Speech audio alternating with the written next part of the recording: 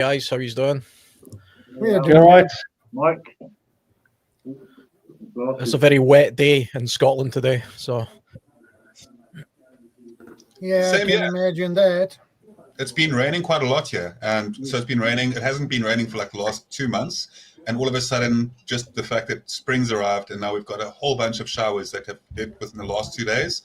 And obviously, with my food forest, that's such a good thing because it just gives all the plants extra nitrates, allows them to really get a good boost. Yeah. Just waters the whole garden at once for free. So I'm happy about that. Also rainy over here, World Survivalist. Bob? yeah, Hey, Bob. yeah. We definitely needed the rain here as well. I think it's been the driest summer in the UK in 20 years, maybe 30 years. I can't remember what they said, but certainly been dry even in Scotland, which is is typically wetter here than it is in the rest of the UK. So, after, assessing the risks, knowing what, checking your historical data, your risk maps, et cetera, people should start looking at developing some sort of plan then. This is what we're going to do if this happens. This is what we're going to do if the flood happens, if the fire happens, if an earthquake happens, and so on and so on. And then make sure everyone knows about it. Into that you could include things like your evacuation routes, meeting points. Meeting points is probably a key one as well, because you're not going to be guaranteed everyone's going to be there at the same time anyway. So meeting points, how are you going to tell people, keep tabs on where people are, update people, so get your comms sorted out. And then start sorting out things like emergency bags. If you're going to do that sort of thing, that should be in your options anyway. Especially in a localized event, you must always have some sort of evacuation option. And then you practice those things as well. You put me to shame today, PB, because you asked me about my radio, and to be honest, I got the radio out, and I was like completely lost. I was like, how do I use it? Right. I completely, I thought I said to myself, right, I know how to use it, and then I forgot. Yeah. Well, so PB said comms, get your comms right. It's very, very important, guys, about getting your comms sorted out. Sorry, PB. Yeah, use. If you're in London, for instance, and you've got big scale events going on, like there was today. If anyone doesn't know, there was a 3 million people rally in the centre of London today. If you're in the centre of London, then use it as an exercise. You don't have to physically be there, on the street, but you could look at your telephone, for instance, cell phone, see what the cloggage is like if you're getting locked out because of volume of people, for instance. You can get your radios out, start listening to any activity that people may be transmitting on, this sort of stuff. Just a bit of practice, and it keeps your skills sort of ticking over, especially at radios or anything technical like that, because when you've got a lot of menus involved in a radio and lots of different functions, very easy to forget. You can make idiot cards and stuff like this, but Whereabouts are you based, VP? Me? I'm in Yorkshire at the moment. Right. I'll move around a bit. Hey, Bob. Bob? Good morning. Hello, Bob. Hi, Bob. I only ask because you mentioned the march in London today. I heard some reports saying it was 3 million, but if you listen to the BBC, you would think it would be a couple of hundred. There was about 3 million there, and if you listen to the British Bullshit Corporation, there was about 150,000 according to them. Yeah, I think that's and that was 150,000 right-wing hooligans. Oh yeah, of course. Everybody in London is far right, apparently. Yeah. Complete manipulation and steerage of information. Yeah, even though I'm told only 9 people have been arrested so far, and they're making a big deal out of that. But they're not saying who the 9 are. I suspect some of the 3,000 anti-fascists, as they call themselves, which is ironic, are probably. Let me guess. They're right-wing. They're white right-wing extremists. Of course, yeah. Of course. The people who probably got arrested were probably I'll put it this way: they're guaranteed they've probably got coloured hair, pink, red, or blue, with a nose ring. I think it's important to note, though, just like you pricked my ears up when you said the numbers there, because the numbers are wildly different. So it's important to get sources of information from different places, because that helps you prepare locally better.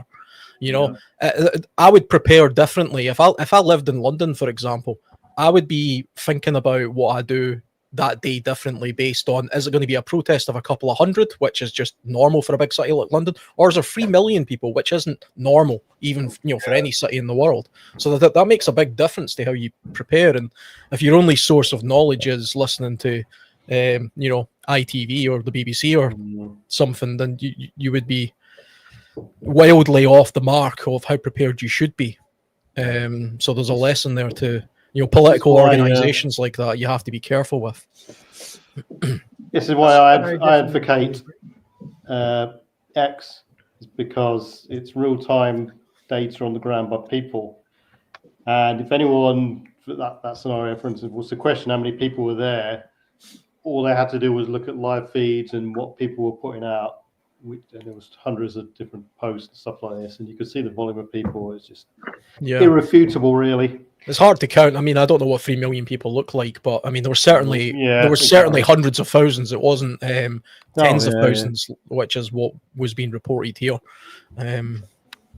It's like, I mean, when I talk about information streams and your source of information, in a localized event, it could be a fast-moving event more than likely if it's a localized event, and you would want the up-to-date information, even if it's encroaching coming your way. You want live, up-to-date information from the people on the ground rather than mainstream media manipulation. So I would say look at things like X and stuff like this. Yeah, diversify where you're getting your information from. I think you can go. You can say that for any sort of the media just now. I mean, I look a little bit. I don't look at X that much. I have it on my phone, which I glance at now and again. And I've got Facebook and things like that as well. And I use Ground News, which is multiple news outlets, and it weights it left or right based on biases and things. X is where you want to go, Alan. Trust me. TV is absolutely correct. You'll see it on X. The rest of it is so filtered and censored.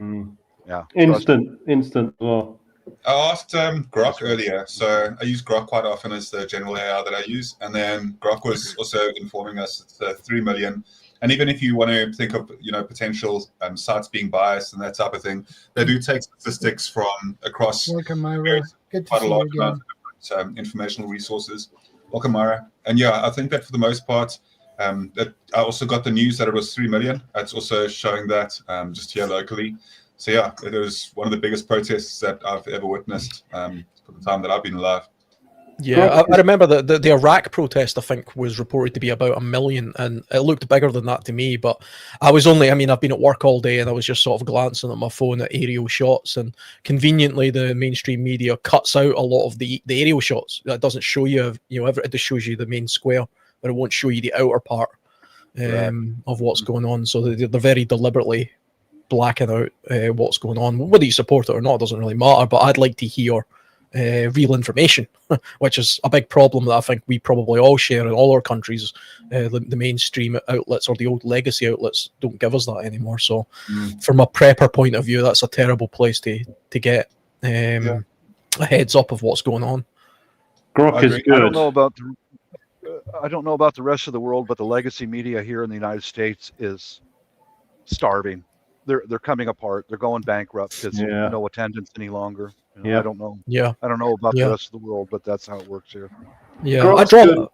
Grok's good because you can get instant confirmation, and it will go to the source and tell you whether or not it's a valid form of post and information. That's a good thing. You can query it quite well, and it's very good. It's interesting seeing the difference between US media and British media. I look at US media a little bit as well, but I mean, the one benefit US media has is they don't really hide their biases. So if you're watching MSNBC or whatever it's called, You know, that they're very obviously very much to the left. If you watch Fox, they're kind of on the right. So you know where they're at. Unfortunately, in the UK, we have like the BBC, which is a very left-wing organisation, but it pretends to be in the centre. And it does this in very clever ways with its language. So it reported today, for example, when I was listening on the radio, it'll say something like tens of thousands of people protest at far-right rally and several thousand anti-fascist protesters counter-protest. What they actually mean is there was about 3,000 people calling themselves anti-fascists, but they were actually lunatics. And there was somewhere between 200,000 and 3 million normal people protesting a variety of things, but predominantly the mass migration, illegal immigration problem. But they were all labelled, you know. But you can see how the BBC kind of try and square it as if it's like there's two groups and they're equal. And, you know, one's called the anti-fascist, which how can you be against that? And the other one's a far-right group, you know, which is obviously nonsense. I mean, how can 3 million people in a country of 70 million be far-right and all congregated in one city? It's, you know, it's a horrible level of bias. Whether you support it or not, I don't like the bias. I hate the mind games that the media play. Thankfully, they're dying. You know, the mainstream media is very much almost on its way. The only reason I ever listen to it is just to check in to see what they're saying. And because I'm at work, I have a radio in the machine that I operate. So I listen to the Radio 4, which is the main BBC radio broadcast here. And it's, you know, to say it's biased is a massive understatement. They appear to just not have a clue what's going on in the rest of the world. They try and push their narrative, like whichever narrative that they want people to believe that suits themselves as well. And whichever articles will get the most attention as well, because if it's obviously that whole, you know, saying if it bleeds, it leads. So obviously that's what the media houses want, is they want to be able to get enough attention, because that's what they need as a business, right? And as a company. So you've always got to wonder what their ulterior motives are. And also like the form of distraction and misleading people in masses, that's something that they absolutely love to do. If you're confused and if you're panicked and if you're in fear, you make much less like rational decisions. And that's what they want. They want you to be afraid of one another as well. They want you to fear people that aren't exactly from the same side as you. And unfortunately, you know, I'll say this quickly, and I know how much of an intense week everybody's had regarding like the political sphere, and I won't go into that because I know that we don't touch on that on Shadow Stream, and I respect that. What I will say though is that there is so much social tension across the world right now, and I hope that rationality wins, and I hope that there is just and whatever that rationality is that people say, I think that human beings are really at a very interesting time in the world's history. And I just hope that we do see a world where people are united and that people don't wish ill upon. I mean, I was really, the fact that people have been saying such like terrible things over social media as well recently has been quite bothersome. That's all I'll really say about this whole topic. It's the celebrations of some people are truly disgusting. Yeah, exactly. That's all I'll say about the whole topic at the moment as well. And obviously, I just hope that rationality wins. You know, at the end of the day, everyone's got their own mind as well, and you're allowed to speak your mind. And you know, this is what's going on. Sadly, the censorship. It's a battle of words, battle of minds and hearts. And you know, yes, R.I.P. Charlie Kirk. I mean, people, sadly, they don't realise they're being programmed one way or another, one side or the other, left or right. It's a programming. You know, I don't have any. You know, I'm not for Labour or Conservative. I'm not left. I'm not right. I'm not with communism. I'm not with capitalism. I'm not with none of that. I'm not with this. Although I'm labelled as a certain thing, I'm not with any organisation. I'm just following a good character. And for me, what you know, when you sift through all the stuff going on in the world, and for me, I would rather follow a good character, what I've found to be good. Anyway, when it comes to, it's okay to speak your mind. It's okay for people to speak their mind, because if it's like you said about community, it's relevant. People are relevant. You might need, you know, different types of people as well. So, you know, it's all relevant.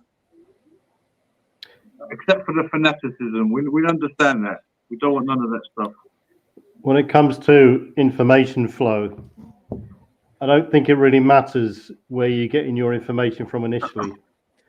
In the competition between various news agencies is so great because they know they're failing and they know they've got to be the ones to get the exclusive. In the early stages of any event, that's probably the time in which you're going to hear the most truthful account of any event within the first, I don't know, up to the first hour, for instance. So, if you get your information from a mainstream news outlet, which is notorious for bending the truth, it doesn't really matter. Follow it up via some other platform if you need to. You should always do anyway. So, pick your information sources carefully, but don't rule out anything that anyone says initially. If the BBC, for instance, says we've got reports in that there's been an event in the Thames, for instance, and you're living on the shores of the Thames, then fine, that's your ears pricked up. Start investigating your other channels, but you should have a means of monitoring and warning for these immediate things so that you can give yourself as much lead time as possible to implement your actions or your plan, or to warn the rest of your family, or to get them meeting up or whatever at some point. So information monitoring is key, definitely. People should be doing it all the time. Diversifying the chart. If I listen to sort of, like I say, the mainstream stuff at work, and then when I come home, I've got 6 or 7 outlets that I pay attention to, and I know some of them are extremely biased to one direction, but that's fine because I also take a look at the other side as well. So I'm not. It's important not to be filtered into a bubble, because you're only getting the information that your bubble's listening to, then you're getting sort of a false reinforcement. So if you just pay attention to only Twitter, for example, you're only getting the information from the people that you follow, and they're in a bubble. So you have to sort of look outside the fringes a little bit. This is the delineation line. You see, if the difference between something like X and something like the BBC or NBC or whatever it is the fact that on platforms, a social media platform, it's like a one-to-many information input stream. So you don't have to, if you switch your profile, for instance, to not the people you're following, but you're receiving information streams from everyone, then you are getting many independent sources of input rather than the one mainstream pipe. You see what I mean? Yeah, having a ghost account is actually sometimes a good idea for that. If you just make up an account and don't follow anything in particular, that way you kind of get fed everything all at once, because the algorithm doesn't know what you're doing.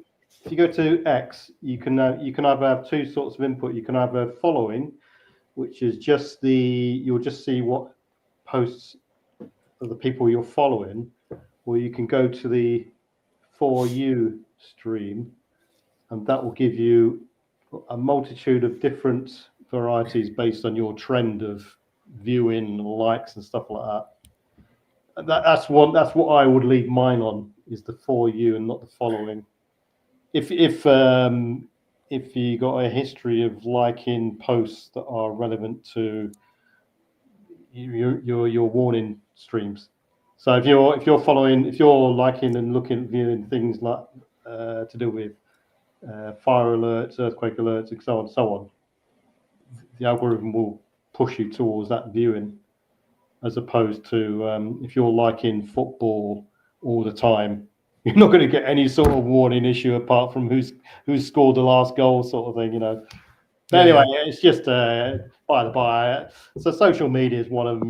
People can listen to the radio, they can look at an SDR web stream, they can, newspapers can indicate an ongoing threat if you know what the trends are. But it's part of a cycle, isn't it? If you know the general pattern of life in your area, key indicators will tell you when something is starting to develop. Obviously, not fast-moving events like certain natural disasters and stuff like this. I mean, how many people in this last couple of days know about the Nepalese country is about to collapse or collapse? It took a bunch of students 3 days to completely demolish and collapse the government. We went on we absolutely, after speaking to you, PV, we went on a bit of a bender when it came to just finding out as much as we could about that, what is happening in Nepal. There's a couple of YouTubers that are doing quite good coverage of it, unbiased coverage. And it's just very interesting to see what's happening on that side. And then obviously you can look up into a couple of the articles as to how it broke down and why it's happening.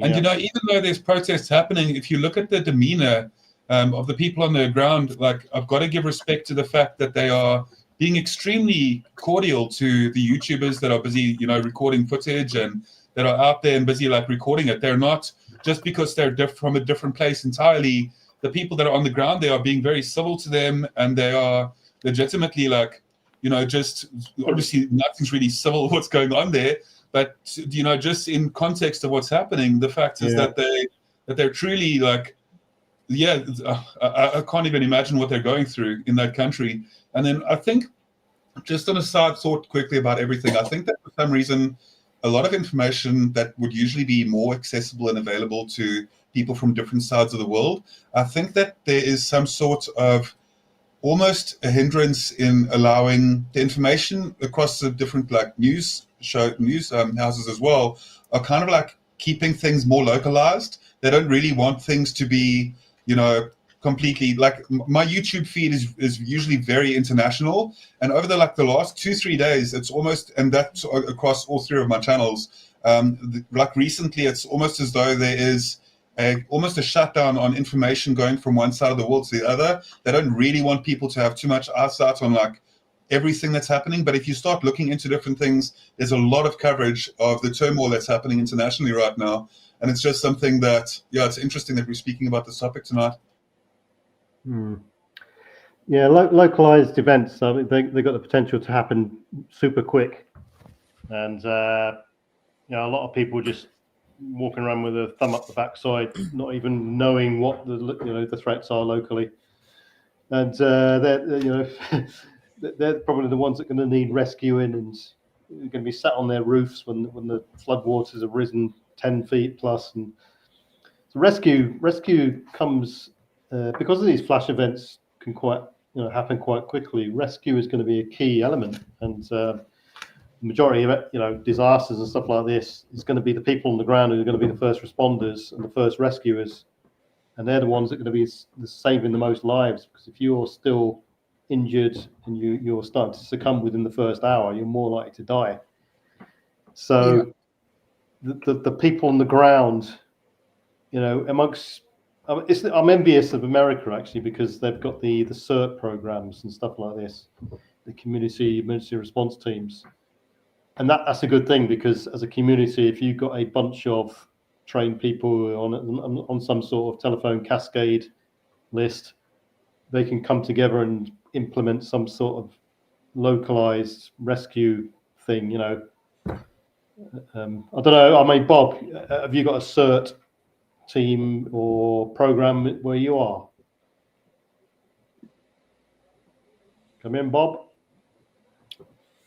Sorry, I had to turn a tool off. All a right. CERT, you mean law enforcement? Is that what you're talking? The community emergency response type team. Have you got those there? I don't depend very much on my neighbors. Yeah. I found that how do I put it? I've got a couple neighbors I think I can count on. Yeah. The rest of them are delusional, and I don't trust them. Is there a program run by, I don't know, the church or anything like this that trains anyone? And so in case anything happens, you can all put something in place? Not that I'm aware of. I keep a low profile. I don't intermingle with other groups of people. I want to keep my face out of it. Yeah. Leave me alone. We've got our own methods of escape and evade and or fight. And that's it. I keep my mouth shut because I found that overall, in my experience, you just cannot trust people. You can't. Don't do it, because they'll turn you, dude. People will turn you in a heartbeat. Oh, I know Bob. Yeah, I know he lives over there. Let's go kick his front door in and take his shit. They'll do that Yeah, to you. forget You know? that. I say. Yeah. I keep to myself. Yeah, I think that's another locally dependent sort of thing. If you do have some sort of resource there, and the smaller communities, that the smaller towns that have got volunteer firefighters and National Guards and all that kind of stuff, they're great because they can kind of band together for localized. A hurricane goes through your town, and it's a town of 3,000, and there's the same people who drink in the same bars and go to the same church and whatever get together and provide a community's help support. Those are great, but the larger and more diverse a town becomes or a city becomes, the more difficult that is for that to happen. We've mentioned before, Hurricane Katrina and how it took FEMA 4 days to get water to the Superdome, and I think most people have probably seen that video with the guy talking about the aftermath of a major storm. The emergency services just weren't there. I would add this to your question, PV. Like recently, when I took it upon myself, when I saw a large number of homeless who newly arrived in my small town, I took it upon myself to go to the police department. They connected me with the county sheriffs, and I found out what was happening is they put them in an emergency shelter in my home. From there, I took it upon myself to some of the people that I care about in my direct area, and some of the people in my coffee shop that I go to, and I've informed them, this is happening. Watch your back. Mike, good to see you. That's the closest I get to being part of a group. That's it. The rest of the time, I just keep a low profile, keep my mouth shut. Yeah, agree. Yeah, I think from another prepper point of view as well, if you do have a local group like that, it's probably a good idea to join it. Just because it's part of not for me. My thinking of it would be one. It's you get first-hand information. You're seeing what's going on as it's happening in real time because you've got a little bit of the inside track. If it's something you've got time to do, then why wouldn't you want to be a volunteer firefighter or something? If you lived in a very small town and that was something you could do, I think it's just a possibility. I mean, I've never done it. I'm just saying that I can see the benefits of that as a prepper. Yeah, I think that there is some truth to that, and I do agree on the same page. I also believe that when it does come down to individual people's situations, taking into accountability that for the most part, people that have a similar, way of life that you do currently in yours, like for example, you may get a couple of people who don't really have family, in that regard, like they don't really have kids or, committed relationships as much. People like that gathering together can actually be beneficial, whereas people that have similar ways of life at the moment, where they're more family orientated as well, actually benefit more from getting into groups where there are other additional families, because those same values and principles for the most part, the same things that truly do matter to them. Like if I'm going to trust somebody with guarding my kids while I've got to go do something, for example, I'm much more inclined to trust a fellow father or a fellow, mom of a couple of young kids as well. Similar type of scenario. I'm not saying it's always 100% bulletproof, but you hear what I'm saying. There are certain benefits to gathering and to having community members with similar type of values and structure that you currently have. Yeah, definitely, especially sort of a close neighbor, because they're likely to be in the same socioeconomic situation as you if they're your neighbor, and my neighbor across the street, I see him now and again. We say hello. He drives a van. I kind of roughly know what company he works for. His kids are similar ages to mine. I could imagine that if there was an emergency situation going on right here in my street or my town, I could probably get on with him quite well because we have the exact same priorities to hand, or to mind. So Yeah, I can see where you're going with that one, If Guardian. it's it depends on the scale of the event. If you're completely swamped, then if one of your family of 4, for instance, goes away to help contribute towards the flood rescue, the firefighting rescue, or whatever it is, then you just lost 25% of your family group. Yeah. Well, I mean, survival always has to start with the individual. I mean, this is the principle of being a survivalist. That starts with the one person, and then extends out to the next person that his most immediate person. If for me, it's all my survival thinking starts in my head, and then extends to the person who lives in the house with me, and to my children and so on, and then it goes out from there, kind of thing. It's a layering system, especially with localized emergencies. I mean, the thing about localized situations as well is relying on local emergency services is an issue, because it's happening to them as well. So if your whole town is flooded or on fire, all of those people who are the local rescuers live in the same place. They're not particularly far away, so they have their own emergency situation to deal with as well, and you can pretty much guarantee that will also be their focus. So they'll be using their resources to help themselves initially, which is a little bit to the benefit of what I was saying earlier about maybe it's a good idea to join one of these volunteer groups or whatever, purely because you selfishly have a little bit of first access Mark, to some of the good to see resources. you. Hey everybody. Hey Alan. Hey Dorley. How you doing, Chef? PV. Yeah. Welcome in, Chef. Thank you. I've been cleaning out my driveway. I have scrap metal everywhere from my previous job at my company, and time to get it out of there and get a few dollars, a couple $100 out of it.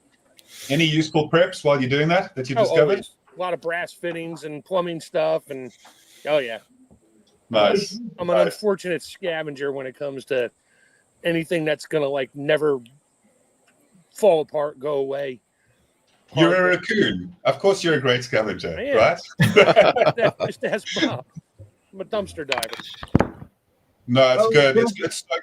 It's so good to be able to analyze what could be, required later on, and be able to just have an eye for that, just for salvaging. Oh yeah. Unfortunately, I've been doing it for many, many decades, and now my next move is to set up the tables outside my garage and unload the garage and start organizing it, because I got random boxes of everything everywhere. I know what it is, but when I need something, it's a pain in the ass to find it. So Yeah, So it usually is. what's that? Yeah, I was just going to say, just talking about scavenging stuff a little bit and doing some localized preps. Funnily enough, it just reminded me that today, while I was at work, somebody says to me that there was a pallet of these roof tiles lying in the yard, and was I interested in them. And the area that I live, I've only lived in this house for a few years, and the roof tiles they're very old. They're made of clay. They're actually quite hard to come by. Mm-hmm. But the whole town is made of them. But this house is nearly 100 years old that I'm living in. So I said, absolutely, I'll take them, because I've realised in the few years that I've been here, I'm quite prone to storms. And so every year the tiles fall off the roof, and then the roofers are aware of this who have stockpiles. And they charge you a small fortune for these tiles. Yep. It's like, oh yeah, you can get them online for sort of £10 each, but we're going to charge you £30 because they're high in demand at the moment. Because my roof's leaking because it's a winter storm. So today, when I got offered a whole pallet of them, I was like, yeah, absolutely, I'll take them. Best thing around here is when they do our regular roofs with the shingles and all that. But these guys show up with like a truckload of stuff, load it all up on the roof, rip the old roof off, put the new roof on. Whatever is left and the new stuff, they throw it in a dumpster. They don't want it. And I got enough shingles to do my cabin. I got enough of the rubber. It's not tar paper. It's like rubberized. You can put it on there and probably leave it there for a couple years and it won't leak. And it sticks down. It's rubber. They gave me a whole roll. I'm like, what are you doing with that? And they're like, because I paid for it. They're like, well, yeah, I had my roof done. Like, you want it? I'm like, sure. So I took that plus whatever was left on the other rolls, and did my whole roof and the shingles. I don't care if they have a couple different colors on it. Who gives a shit? The rain doesn't care. Yeah. Well, funnily enough, they actually, annoyingly, even if you own your property, like I own this house. Well, the bank owns it, but right. you know what I mean. But they care about the kind of roof tiles that you have because it's in keeping with the local area. Oh yeah. So they don't want. I mean, I remember when I moved in, they actually says, yeah, they use these clay tiles, but they last 50 years. They have a 50-year lifespan. I was like, oh great, how long have they been there? Since the house was built. When was that? 100 years ago. It's like, okay, so it's kind of out of date now. I'm going to need a new roof at some point. Yeah, we were talking about that. I think Shadow did a stream like a couple months ago, and I think I came up with it was, basically always keep an mental inventory of your surroundings wherever you're going.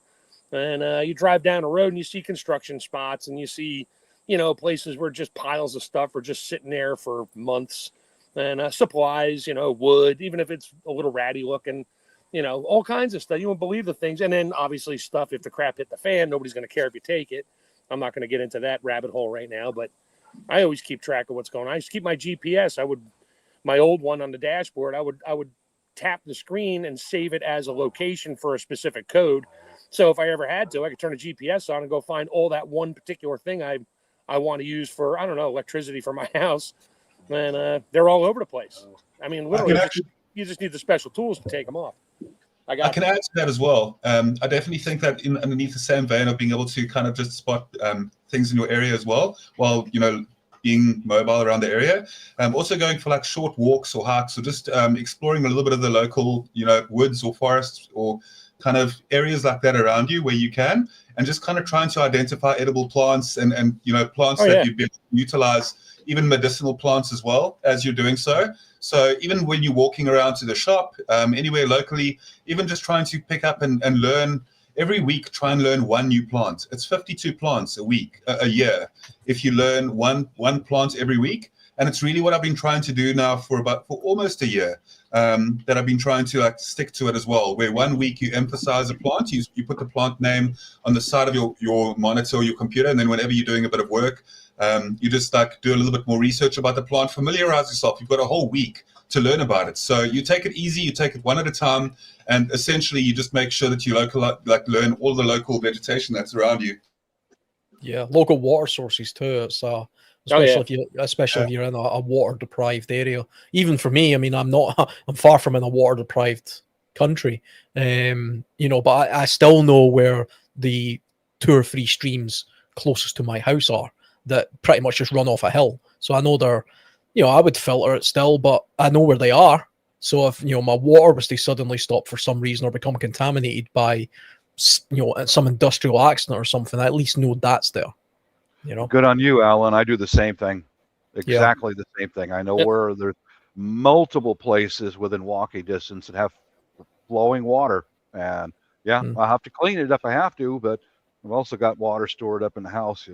People take it for granted in countries like in the UK because it rains all the time, so they think there's a never-ending supply of it, and it's not actually true. I mean, there has been cases where there's been some sort of industrial spill and it's literally destroyed the water, and it has to get bust in with tankers and distributed that way, and it becomes a bit of a nightmare. So I like to know where these things are. Water diverts off the roofs, off the concrete into the storm drains, goes right out to the sea. Yeah. Mm-hmm. They don't save it for it. You want to have a certain amount at home just for backup water. Absolutely. Yeah. That's a good idea to have.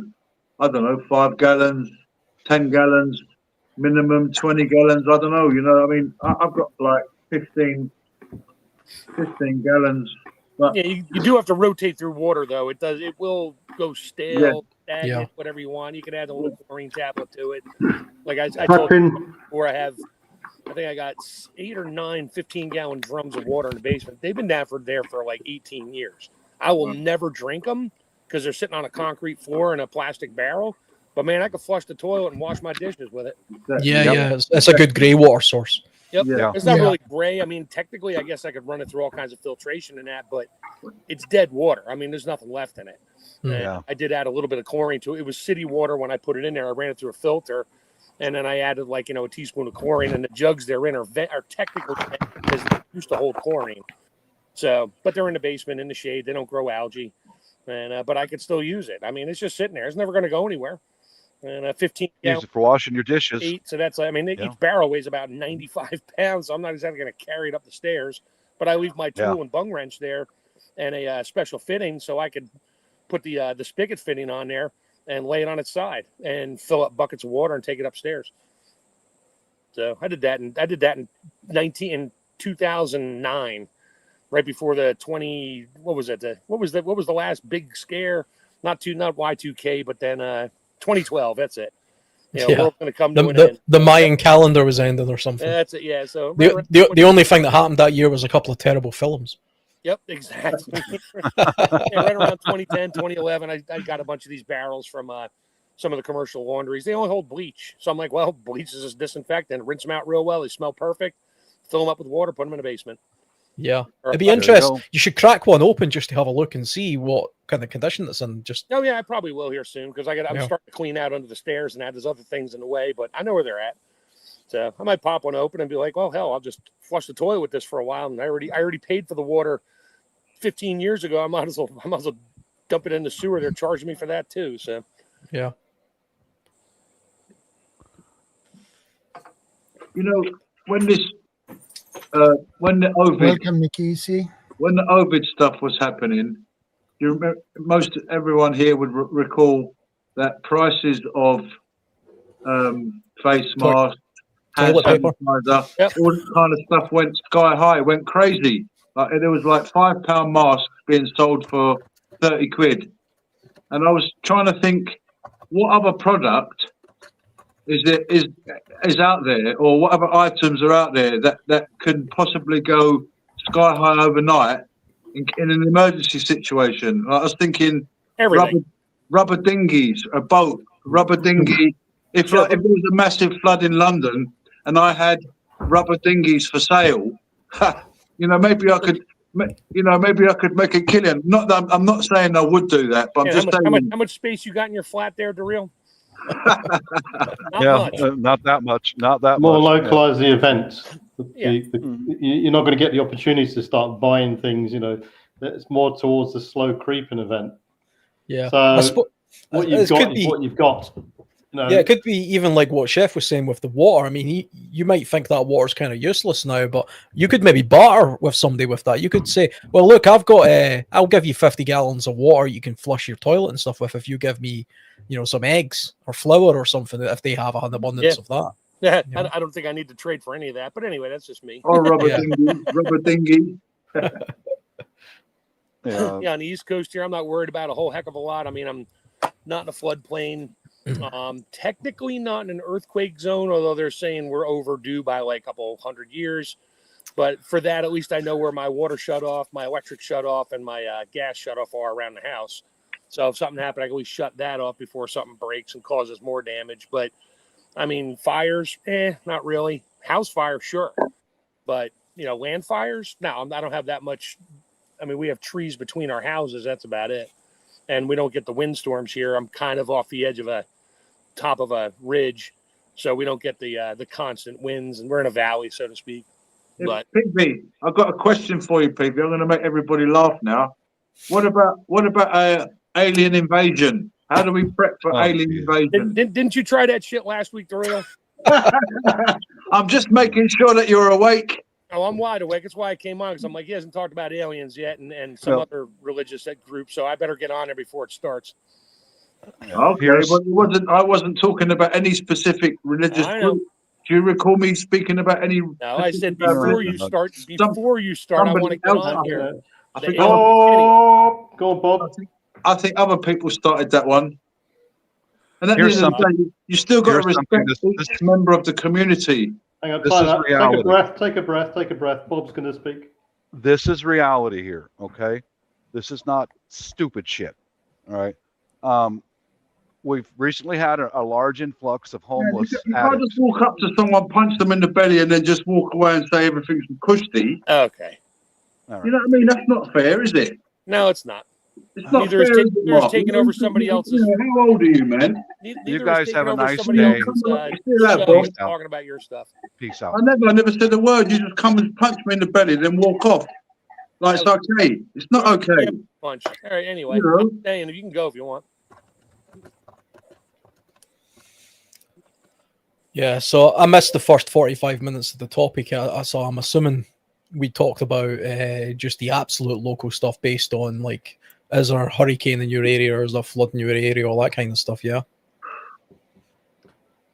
Well, basically, so we basically talked about formulating some sort of plan where people gather, find out what the threats are, gather some supplies to prepare for it, then start thinking about the skills required to stay or go or treat people, and then rotating around some sort of decision cycle, prep cycle, where all the factors are in place, and you're then ultimately left in the situation where you're monitoring for the things you're preparing to happening. Yeah. I think we mentioned in another chat before that something that can be quite helpful in these kind of localized events is to give people something to do. Even if they're not natural leaders within a group or something, if you give them an activity and a sense of, here's your duty for today, whether that be keeping watch or gathering up as many sort of 5-gallon buckets, empty buckets for some reason, or gathering something, doing something, delegating tasks out to people who are willing to contribute something, gives them a little bit of a sense of purpose and takes away from some of the stress and the other emotional things that's going on as well. Because that's the thing about these kind of situations is 99.9% of people aren't prepared. They're not preppers. They're not survivalists. They don't think about this stuff all the time or role play it. They're probably terrified. This is maybe the first time they've ever seen a flood or a wildfire coming towards them. Exactly. Yeah. That's what I'm saying. The people haven't had trauma training. It's going to just be instantly thrown in the deep end. And not speaking about certain issues, you've got to, you're speaking about collecting buckets, doing stuff, getting things done. People, you might have to bury dead people. You're just going to just bury them without saying anything. Yeah, I mean, there could be all sorts of things going on. Someone's got to be, responsible. Yeah, I mean, there's some other. Sorry, Shadow, about that. Sorry, PV. There's some other localized things that I could think of as well. Like last week, I had there was a bit of a family sort of emergency. We had to take a family member to A&E, which accident and emergency, here in the UK. And I learned something fairly disturbing about that experience. I live close to like a medium-sized city, I suppose. It's more of a town than a city, but we went to the local accident and emergency, and we were told that we had a 14-hour wait to even see a nurse. Wow. 14 hours, which 14 hours? 14 hours. That's a long time to wait. They basically closed A&E. That's what that amounted to. They were basically saying nobody's available until 2:00 in the afternoon the next day. And I remember thinking, well, why don't we have an accident emergency unit around here? And the nurse that came out and was reading out, she actually came out and read a statement saying, we have 58 people on the emergency triage list at the moment. If you don't believe your emergency is, needs immediate assistance, go home, basically. And I remember thinking, well, how the hell do you know? I had a family member that had a potential concussion, but we weren't sure. That's why we were in the hospital. So that's got me now thinking that if that's the situation in my local hospital in the summertime, which is the least busiest time, what will it be like in the wintertime? And that's something I'm starting to now think about and preparing for. I don't think my local accident emergency is up to the task of We're the same problem.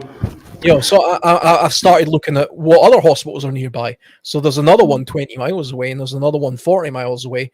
And now I've started to route out a plan of, I actually got my sat nav on my phone, Google Maps, and I've just put in, where those A&Es are. Because if I go to one and they say, it's a 14-hour wait, and my kid's got a broken leg, I'd be like, okay, I'll go to the next one, and I'll go to the next one, or I'll phone them and do it that way.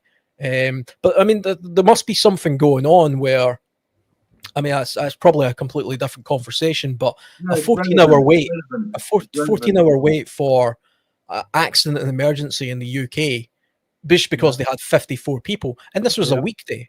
Yeah. So something's going on. I like what Bob said. Bob said, as much as you can, collect up first aid stuff. You know, Yeah, some things you just can't do. I mean, it's like for me that the emergency I had, it was a relative, but she had a broken nose. It was she actually fell and hit a concrete slab, and it was clearly broken. And we were concerned that she had a concussion because she actually blacked out completely for about 3 minutes and had no memory of what happened. wow. And you know, even the nurse at the counter said, "Yeah, what we have to do is monitor you to see if there's a concussion." But you have this 14-hour wait. I thought, but surely the monitoring isn't taking place over that 14 hours. So well, it makes no sense. We had exactly the same couple of weeks ago. We waited 12.5 hours in the emergency room. Basically, it's got to the point in the UK now. If you're not dying in front of them, you're low priority. Simple as that. Well, do you know, somebody in the waiting room actually told me that if I wanted to genuinely see a doctor straight away, I had to phone an ambulance. The ambulance would show up in about 3 hours, but they take you directly into the place where there's beds, and so you're more likely to be triaged and seen there. But if you go into the waiting room, they automatically assume if you're fit enough to get into a waiting room, then you're okay to sit there all day. Doesn't happen like that here.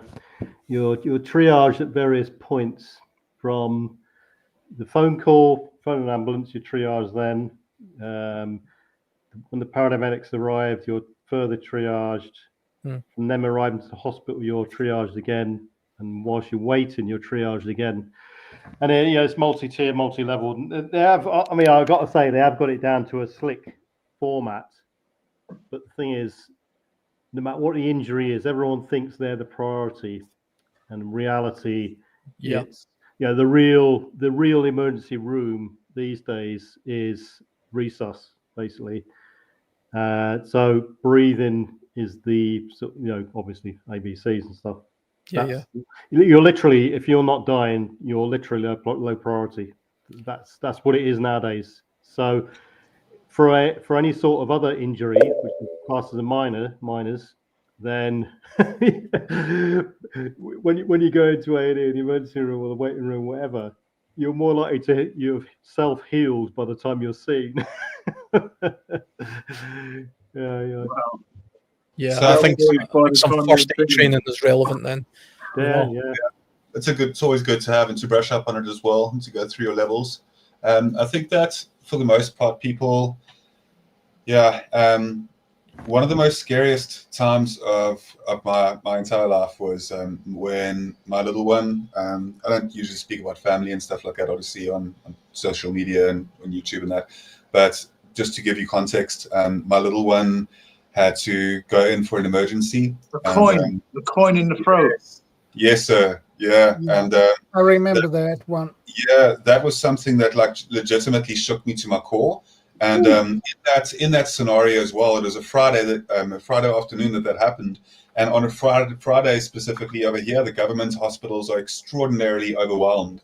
And not just that, but they're under, like a lot of the time, like they're not really covered for, essentially, because there's a large amount of people in the medium-sized hospital type of scenarios, right? If you go through public hospital, and private hospitals are extraordinarily expensive here.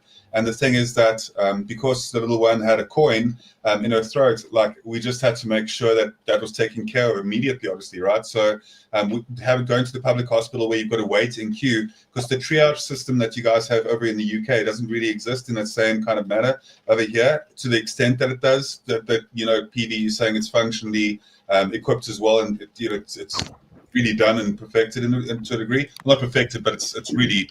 It's done a lot of good for a lot of people, and I think that just being able to measure the rates and the people in the states of emergency and how dire each person's individual status is also extremely important. But what I'm trying to say is, from that really daunting and scary moment, I got to see just how intense that is when it comes to the capability through already the hospitals are overburdened now. If you think about it, like SHTF. Already overburdened hospitals would get that much more. And obviously, since then, fortunately, we've been able to get on medical aid, because it's just something that, is also quite costly, but it's you can't not have it when you've got a family and that, you've got to make sure that you take care of those things. So for the localized prepping, like even localized emergencies, just making sure that you have some sort of medical aid can be a really good thing. Seeing as we're on contact with each other and we're from different parts of the world, I was going to say, Guardian, if you ever sort of need something medical wise, and I can find it cheaper in the UK, maybe we could sort of connect up that way. If there's items that we can sort of help each other out with, that you might want something, but in where you are it's expensive, but where I am it's not expensive. So we'd have to be cautious of the red tape around that because there are certain customs laws, and we'd have to be a bit cautious with that and find out. And I'm sure you've always been, a straight shooter as well when it comes to abiding by the law. And I know that all of us in this panel are, which is a great thing. I think that there might be some items that could be potential like that. But if you really want to, it's going to sound very out of context and stuff as well. And I'd absolutely be willing to pay the costing for it. But we could look into what you guys are going to laugh at what I'm going to ask from the UK. But it's the home of Warhammer 40k, and I'm a big Warhammer nerd in a lot of ways. So it's Warhammer, is that a game? Yeah, it's a game universe kind of thing. It's one of the biggest universe in sci-fi and stuff, and it's actually emerging really nicely at the moment. So it's good to be seeing it gain popularity. And I'm like an absolute addict. Like my right tattoo on my arm as well is Warhammer 40k, the Adeptus Astartes logo. But it's a long conversation. We can chat about it some other time in terms of like actually sending each other stuff. There's a Warhammer shop in a city near me called the Games Workshop, and it's a Warhammer based shop. There you go, Guardian. So Alan knows a bit about that stuff. I can dream. Like we don't have anything really like that over here. We have one in Cape Town, which is a city that's almost on the other side of South Africa for me. But yeah, if I would recommend any sort of nerdy sci-fi, and I don't mean to go off on a tangent onto something completely different because we ask people about localized prepping, but if you ever wanted to go deep dive into like any sort of nerdy setting or find out a bit more about fantasy or anything like that, I extremely strongly advise the Warhammer 40k universe. And it is a very intimidating in the beginning, but like the more that you get familiar with it, the more that you enjoy it. Yeah, it was popular when I was a kid. I told you Bob was going to be back there in the chat. I said just give Bob a moment and he'll likely check in a bit later. That's what I wrote.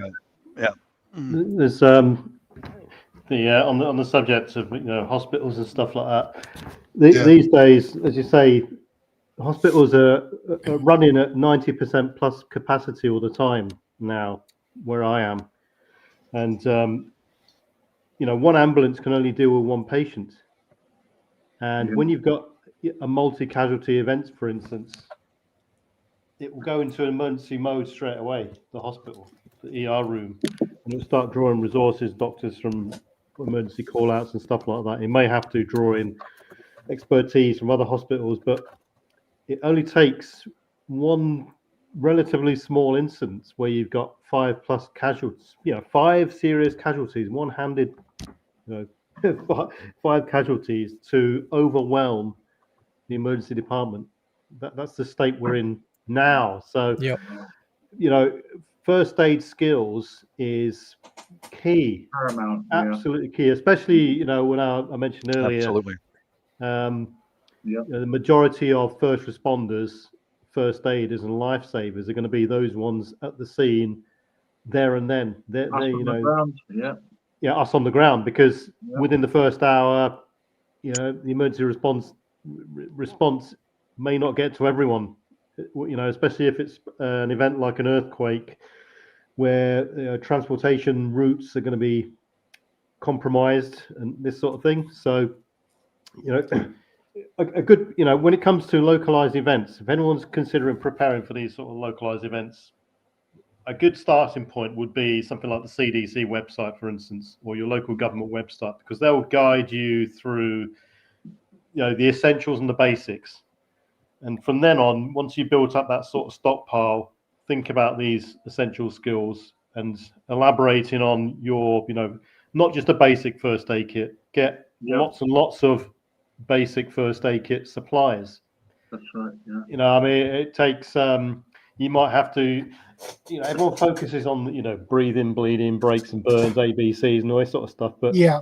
when you've, let's say, if an earthquake, for instance, which is pretty much a localized event, relatively, if you come out the rubble or whatever, and your neighbour's house has been completely flattened and there's just a roof left on a pile of rubble, but you can see a hand sticking out of the rubble, which is moving, you've got to start thinking about getting that person out or getting air to that person.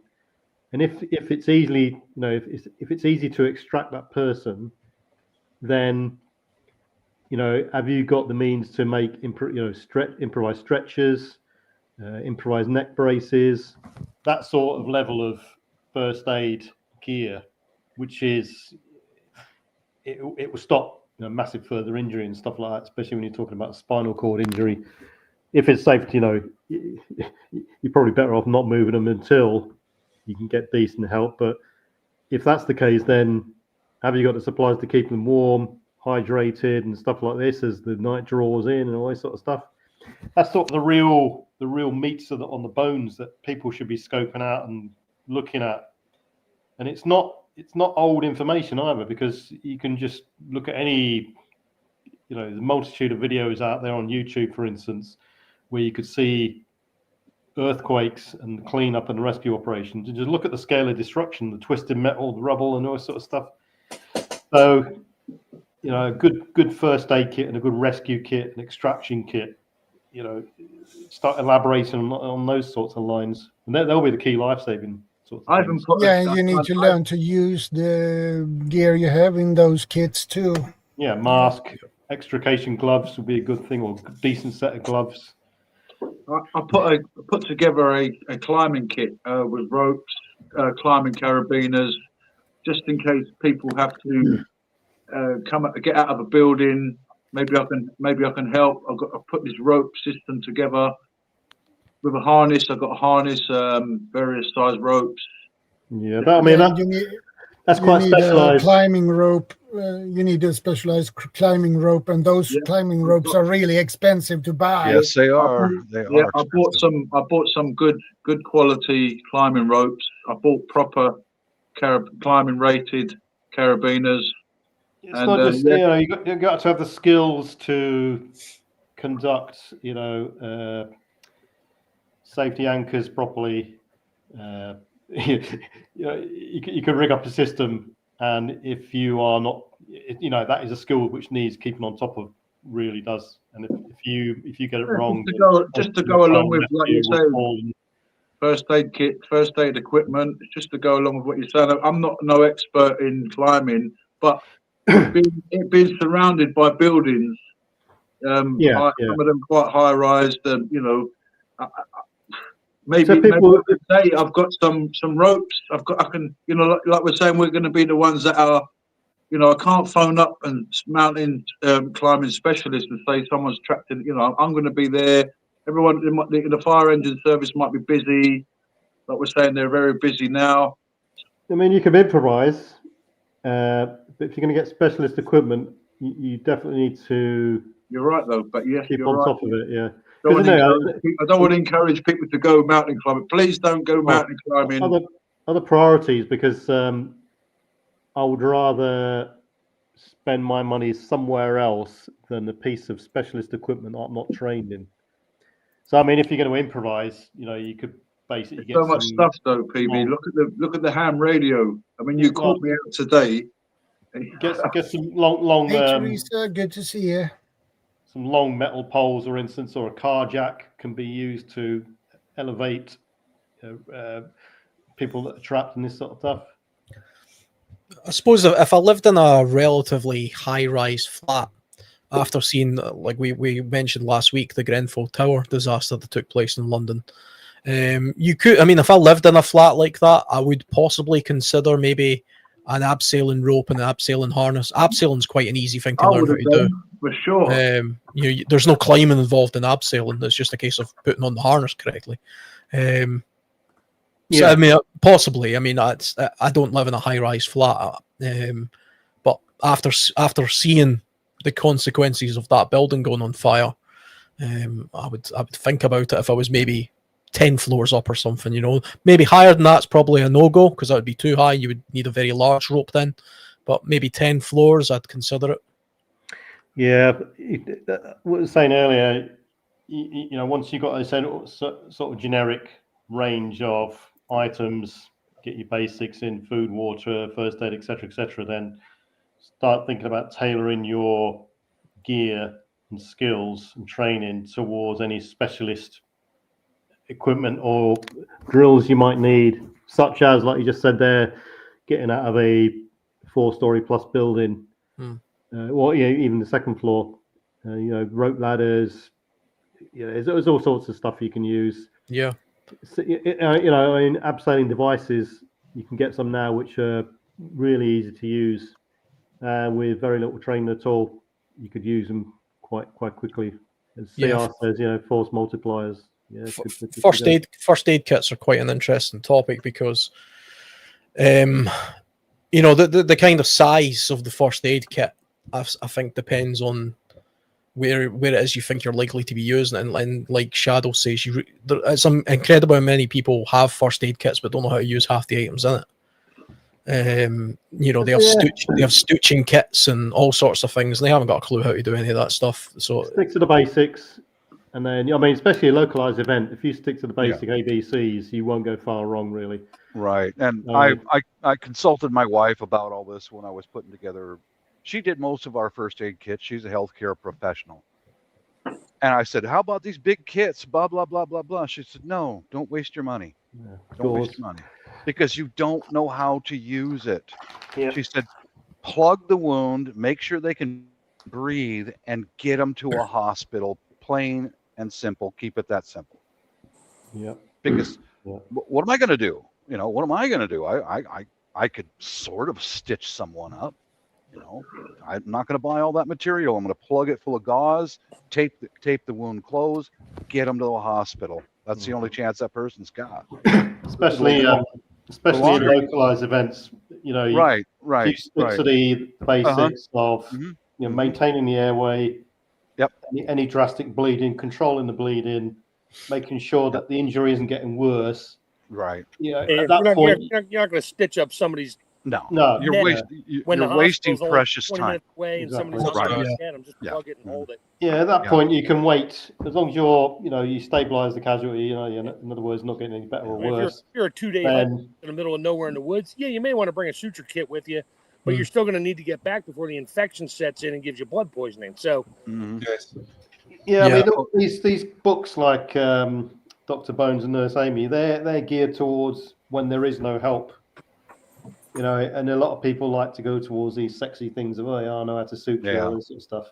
Fine, you got to know when to suture, when to close the wound. There's other alternatives. But if you are dealing with someone who's trapped in rubble, who's bleeding drastically, for instance, within help is going to be on the way if it's a localized event. You've just got to stabilize that person. The challenge will be not running out of gauze and stuff like that if you're trying to control heavy bleeding. So there are resources for medical equipment and medical help if it's like senior citizen homes. Here in the States, every senior citizen home has a registered nurse on duty, at least one. The rest are technicians or aides. They've got equipment in those senior citizen homes to stop bleeding, for medication, etc. So stabilize the heart condition just in time so the ambulance can get there and get them to a hospital. Right. Well, I would like to show you guys this. This is set up just for local emergencies, which I call a local emergency. Is the city of Seattle sent us 12 to 20 addicted homeless people and put them up in a big building. Most of them so far have been really well behaved, but occasionally you're going to get one that's savage. You're going to get at least one that's a savage, and I mean that they're violent people. But so I put together an H harness to protect my home, my family. It's got 2 magazines, a knife, a small pouch for my cell phone or for a can of pepper spray, bear spray, or whatever, and a pistol holster. So I can put that on and stand guard over my home. That's a local event. That happened right here, and it's going on right now. You know, the person who's going to take your life, the person who's going to hurt you, lives right down the street, dude. That's your real danger, not some foreign invader. It's a guy right down the street that's going to hurt you. Yeah. All right. That's localized event. I just wanted to quickly show you the rope that I got that is actually specialized for climbing. So I just want to encourage people, if they do get any stuff for particular, like PV and others were saying about having specialized stuff, and also the climbing rated, make sure they're climbing rated carabiners. They're quite expensive, but something like this I just wanted to include in my sort of bug out gear. And also there's other type of carabiners as well, for what Alan was saying, how when you're going down, how do you say that again? Abseiling. Yeah. Abseiling. Yeah. We call it rappelling. Rappelling here in the States, yeah. Rappelling. Yeah. I still have most of my climbing gear when I used to do tree work. I got rid of the spikes. I didn't need those anymore because my legs can't handle it. But I still got my Swiss seat and figure eight, couple carabiners, and 2 ascenders, which they never go bad. I just keep them downstairs, cool, dry place. Check them every now and then. They're not rusty or anything like that. They're mostly aluminum with some stainless on them. But I keep those, but I'm not going to need them here. I might need them if I decide to go somewhere where there's a cliff, if I'm driving for a distance and I know I'm going to be going past areas with drop-offs off the road. Yeah, I might throw it in the car with some rope just in case somebody else goes over the side. I can at least maybe try to help them. Yeah, you see? Yeah, well, see, a rope is also good. A rope is also good as a pulley system, not just a climbing system. About to say that as well, for lifting weight. Someone mentioned there in the comments that they lifted out an engine with in an improvised manner. Yeah, use a tripod and made out of timbers and down, and you can pull stuff out. We used to use the big oak tree in the side yard, It's interesting. So I was just going to say, because it was just off the back of what Bob was showing us about his H harness, and he was talking about he's preparing for a localized event that's taking place in his area right now, and literally right at my feet, I have my H harness of equipment here, which I suppose would be.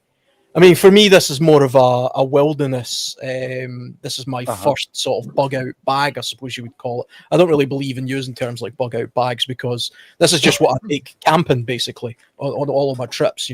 There's all stuff in here, cordage and, survival tins and cups and water bottles and stuff like that. But if there was a situation that took place right now in my street, my neighborhood, that's the bag I would grab. If my house was on fire right now, as I was running out this door, I would pick up that bag because I can live for 24 hours just out of that bag. Just me personally. It has everything I need, from that kind of setting. It's good to have something like that nearby. There isn't much of a first aid kit in there. There's actually the only first aid kit in there is what I call a boo-boo kit, which is it's in amongst this little bag here, which is also a toiletries kit. Because strangely, when it comes to wilderness survival, you might be shocked to hear me say this, but when it comes to wilderness survival from an individual point of view, first aid kits are overrated. You really don't need a first aid kit when you're in the wilderness, much more than a few plasters, because you can adapt your first aid kit based on things like duct tape and shemags and cotton bandanas and all that kind of stuff. Didn't mean to call you. Because I mean, I did.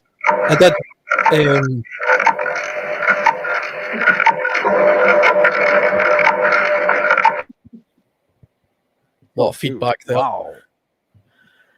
R.I.P. the headphone users. But I was just going to say that once I had a conversation with somebody about wilderness survival online, and they were telling me how underprepared I was from a first aid point of view, and they were showing me their IFAC kit, which had Israeli bandages and chest seals and all sorts of stuff in it. And I says to him, "But who are you in the wilderness with?" And he said, "Nobody." And I was like, "Are you going to give yourself a chest seal?"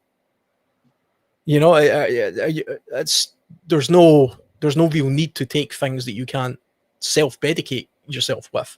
And do you need a chest seal if you're just in the woods by yourself? Different if you're hunting. If you're out there hunting, then I would advocate taking something like a chest seal just in case somebody else is injured as a hunting accident or something. But other than that, I would keep it relatively low key, I think, on that side.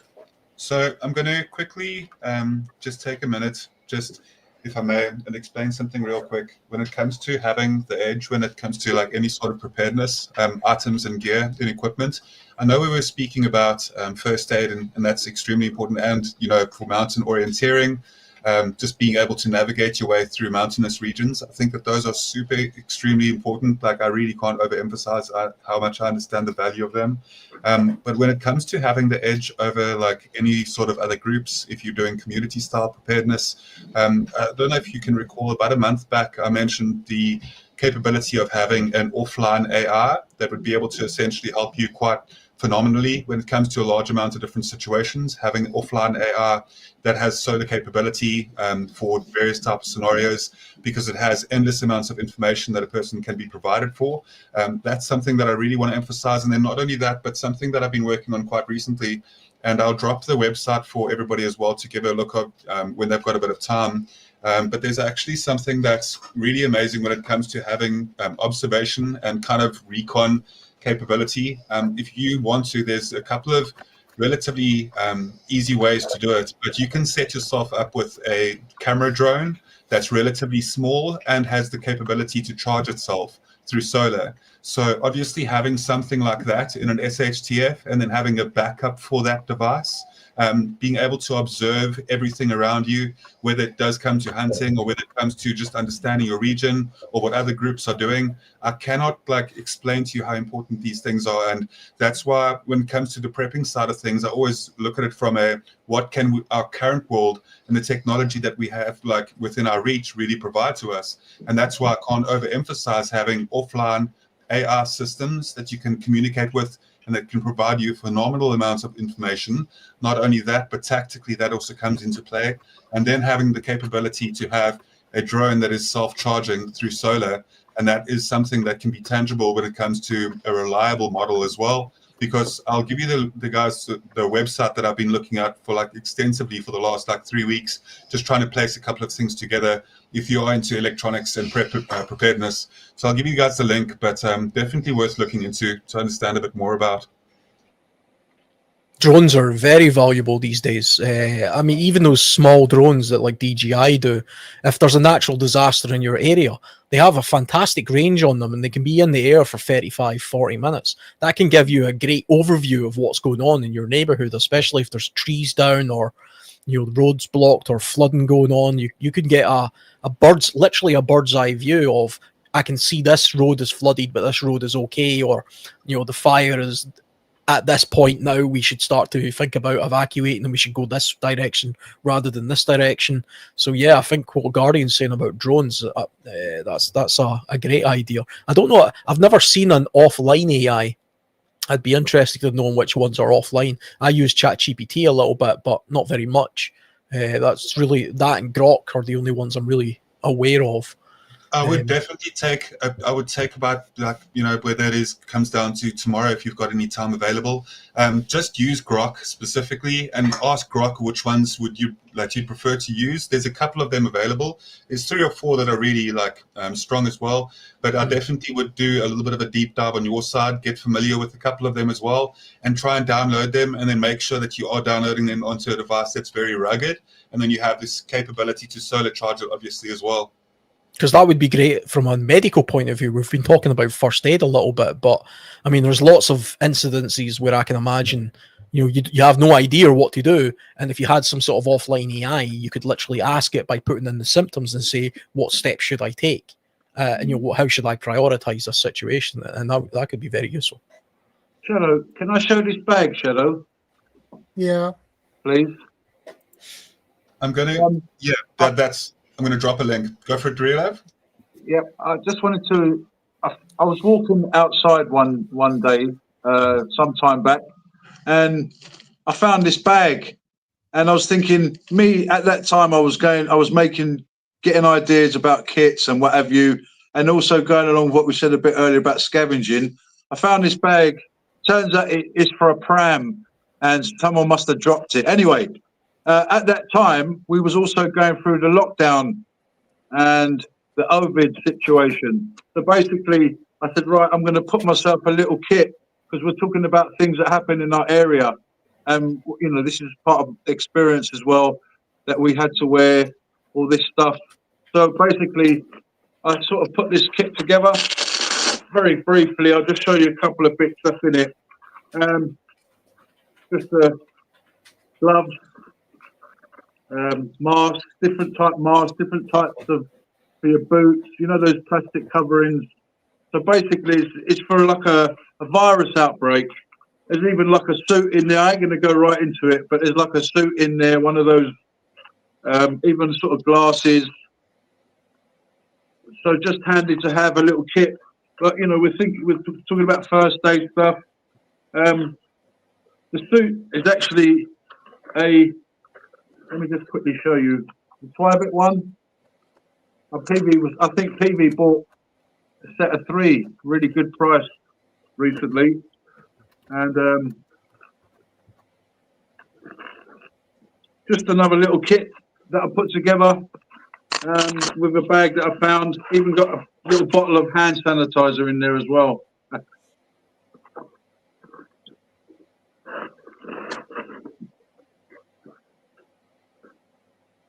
Handy to have stuff, wipes, alcohol wipes.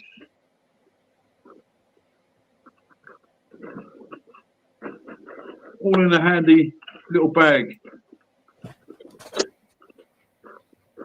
And like PB was saying, you know, having extra gauze, like Bob said, it's cheap. Some of these refills, they're not as they're quite cheap. You're not buying the actual bag that you know. So sometimes the refills are a lot cheaper, and then you can go into the pound stores, you can go into the dollar stores, like you call them in America, and just, you know, all this kind of stuff is going to be very handy.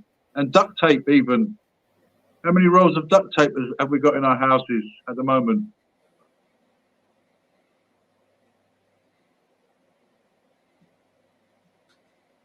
Keep talking. Yeah, so, you know, get little, you know, don't go out and play the game. Don't go and buy Coca-Cola. Don't buy Mars bars. Get out there and get yourself some tins of baked beans and corned beef. Keep it simple. If anyone's in any doubt, just go back to the basics. Go back to, say, you know, the government website, which shows you what to pack, you know, the CDC website, etc., etc. There's various disaster mitigation, government level aided websites out there that will tell you what to get. And then, you know, once you've got the basics, have a supply of food and water, means to keep yourself warm or cool, and then start specializing in whatever you're faced with. Because it doesn't have to be a natural disaster. You know, think laterally. You know, it could be a flash mob of violence that have broken out in the street, people, stuff like this, and the secondary effects that they could cause. You know, you're smashing your windows. Have you got anything to board your windows up with? Firefighting equipment. All this sort of stuff. You know, the basic skills and means to organise you or your family or your neighbours to defend your property for up to a week, for instance. It's just a whole host of things. I mean, there's so many variables. It's got mind-boggling in some instances. We're trying to cram all these variables into one sort of episode, but yeah, you've really got to delve into it. Some things are common to all events. You know, your gas, your electricity, your water supply, sanitation. Yeah. Other things could be specifically unique, like evacuation or keeping a low profile or defense. That's quite a common one. Supply lines are going to be an issue as well. Supply lines where, like, it could have a knock-on effect if shops ain't got. If there's no fuel, supermarkets can get deliveries. What you got's what you got. There's no such thing as a second-use item, and like we said earlier, cash is trash for investments, but cash is king for shorter-term events. But do you want to really? It's too late when you start spending money the rush for the gas station because you haven't got enough fuel stored and stuff like this. You should have thought about that beforehand. Have at least enough supplies and mitigation equipment to counter 4 days plus whatever it is. Yeah. Thing is, it's like all other preparedness things. It's we're all working on a budget. It's not cheap stuff. You got to build this up over time. Be choosy and cautious as to what you're buying and make it count. Yeah, I think if you can do as much research as you can into your local area of past events that have taken place, you can maybe start to see like a little bit of a pattern. Yeah. Like I say, I mean, I grew up in a town just about 8 miles away from here, but a completely different town. Grew up there my whole life, and then I moved to where I'm at just now, just a few years ago. But I didn't know that this place. I'm right on the coast here, and I didn't realize that every year it's like a funnel for wind. The very, very high winds come through this area, like 70 miles, 80 miles an hour plus in some cases, and it causes local damage. And that was just something I was unaware of. I just that's not the kind of thing they put in the when they're selling you the house. They say, oh yeah, by the way, every year you're going to get battered by wind. So my neighbours were aware of this. I fell foul of it last year and got some damage to things that I wasn't prepared for because I wasn't prepared for that. And you would think that moving only 8 miles, from where I was, just 8 miles in, but because I'm so close to the coast, I can see the water from my window, makes such a big difference. And that's a failing on my part for not doing a little bit more research. I'm kind of on a hill, and I thought, well, there's no chance of flooding. There's no wildfires where I live. Obviously, my part of the world, there's no earthquakes or real hurricanes or anything like that. So I don't think about those things. Civil unrest is relatively unlikely given the size of the population of my local area. But wind, I just didn't think about. And yet, it cost me nearly £3,000 worth of damage last year alone. And that was because I was underprepared. I didn't put certain measures in place to prepare for that because I didn't know about it. I didn't do the research. And the thing is, the neighbour says to me the last time that happened was about 5 years ago, to that extent. But it happened 2 years prior to that. And it happened, So it's common enough that the neighbours are aware of it because it happens 3 or 4 times in a 10-year period. So I could have gone 10 years living here and not knowing that, unless a neighbour brought it up or something. So it's worth trying to do a little bit of research about a new location that you're at. If you're if you've lived in one place 30 years, then yeah, you probably have a good idea of what's going on. And everybody has that once in a century storm that nobody can really predict. But I would say a high wind situation 3 or 4 times in a 10-year period is something that I should be preparing for. And I would have done if I'd known about it. Good point. That's why you got a clay roof out there because of those winds. Mm-hmm. Yeah. Unbelievably, one of the things that I did wrong, which I just didn't think about, is that I left gates open, and they acted like a sail, and they destroyed my fence. Whereas the neighbours had chains, and I had no idea why. Oh yeah. It was just simple things like that. The gates to open. And the bins they have, they would move their bins to certain areas. I didn't, and of course my bin rattled into my car, and the chimney stack, one of the chimney pots fell, which that was relatively unique. That doesn't usually happen. That's how the tiles got broken. But the fence and the car damage and things like that, those were all preventable if I just had a little bit of foresight to prepare for those things. And things like the kids' trampoline also got damaged because I didn't peg it down properly, because where I lived just 8 miles away, that wouldn't have happened because it was so far inland and at a lower sort of altitude. It wouldn't have happened there. Yeah, those trampolines are always the first casualty when you will see them flying across the moors and stuff. Yeah. Cartwheeling across the moors. Trampolines and those umbrellas that are on people's patios for summertime weather. Oh man, them suckers get doing a Merry Poppins. You could stack them up free. Well, here you go. Yeah. It brings on to another point. It really is. doing a once you got sort. I mean, you can't plan for everything. There's always going to be some sort of unsuspected circumstance, but you can do a sort of damage audit on your property inside and out. You go around, start on the outside, go around looking for anything that could possibly enhance fire, enhance secondary damage, anything that's leaning up, and this sort of thing, hazards, fire hazards, trip hazards, and so on. You can do the same on the inside and start scoping out if something happens and you're on the second floor or the first floor, whatever, how you're going to get out without the stairs. You've got means to escape out the window. Where are the emergency lights if you've got any?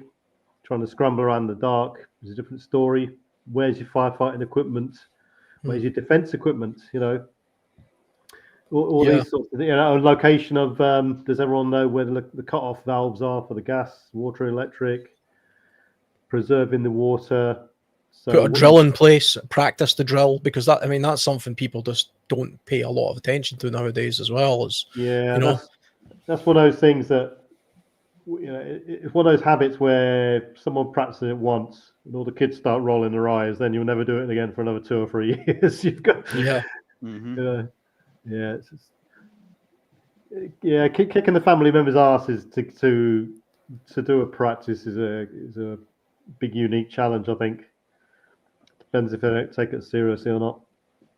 Yeah, whatever you have, practice with it and do it more than once. Do it again and again. But what I'm doing currently is I've got, that paint can stove I've got for emergency cooking. Take this wood outside. Some of it's waxed, some of it's not. And I found out mixing the unwaxed wood with the waxed wood in that paint can makes a very rapid burning fire, so I can cook quickly and get back in the house. Yeah. It might sound like a foolish thing, but I go out there every few days and practice and practice and practice. Makes a big difference. Yeah.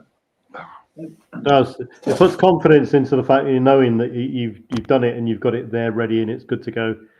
Yep. As opposed to, I've got that stove in the attic. Is it rusted or? Yeah.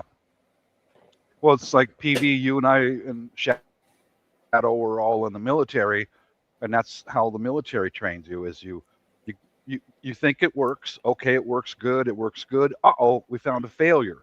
Yeah. Go back, correct it, improve it, and do it again, and do it again, and do it again until you find another failure.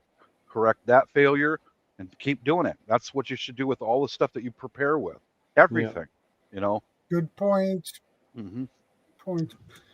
Find a failure, fix it, and then keep going and keep doing it. Yep.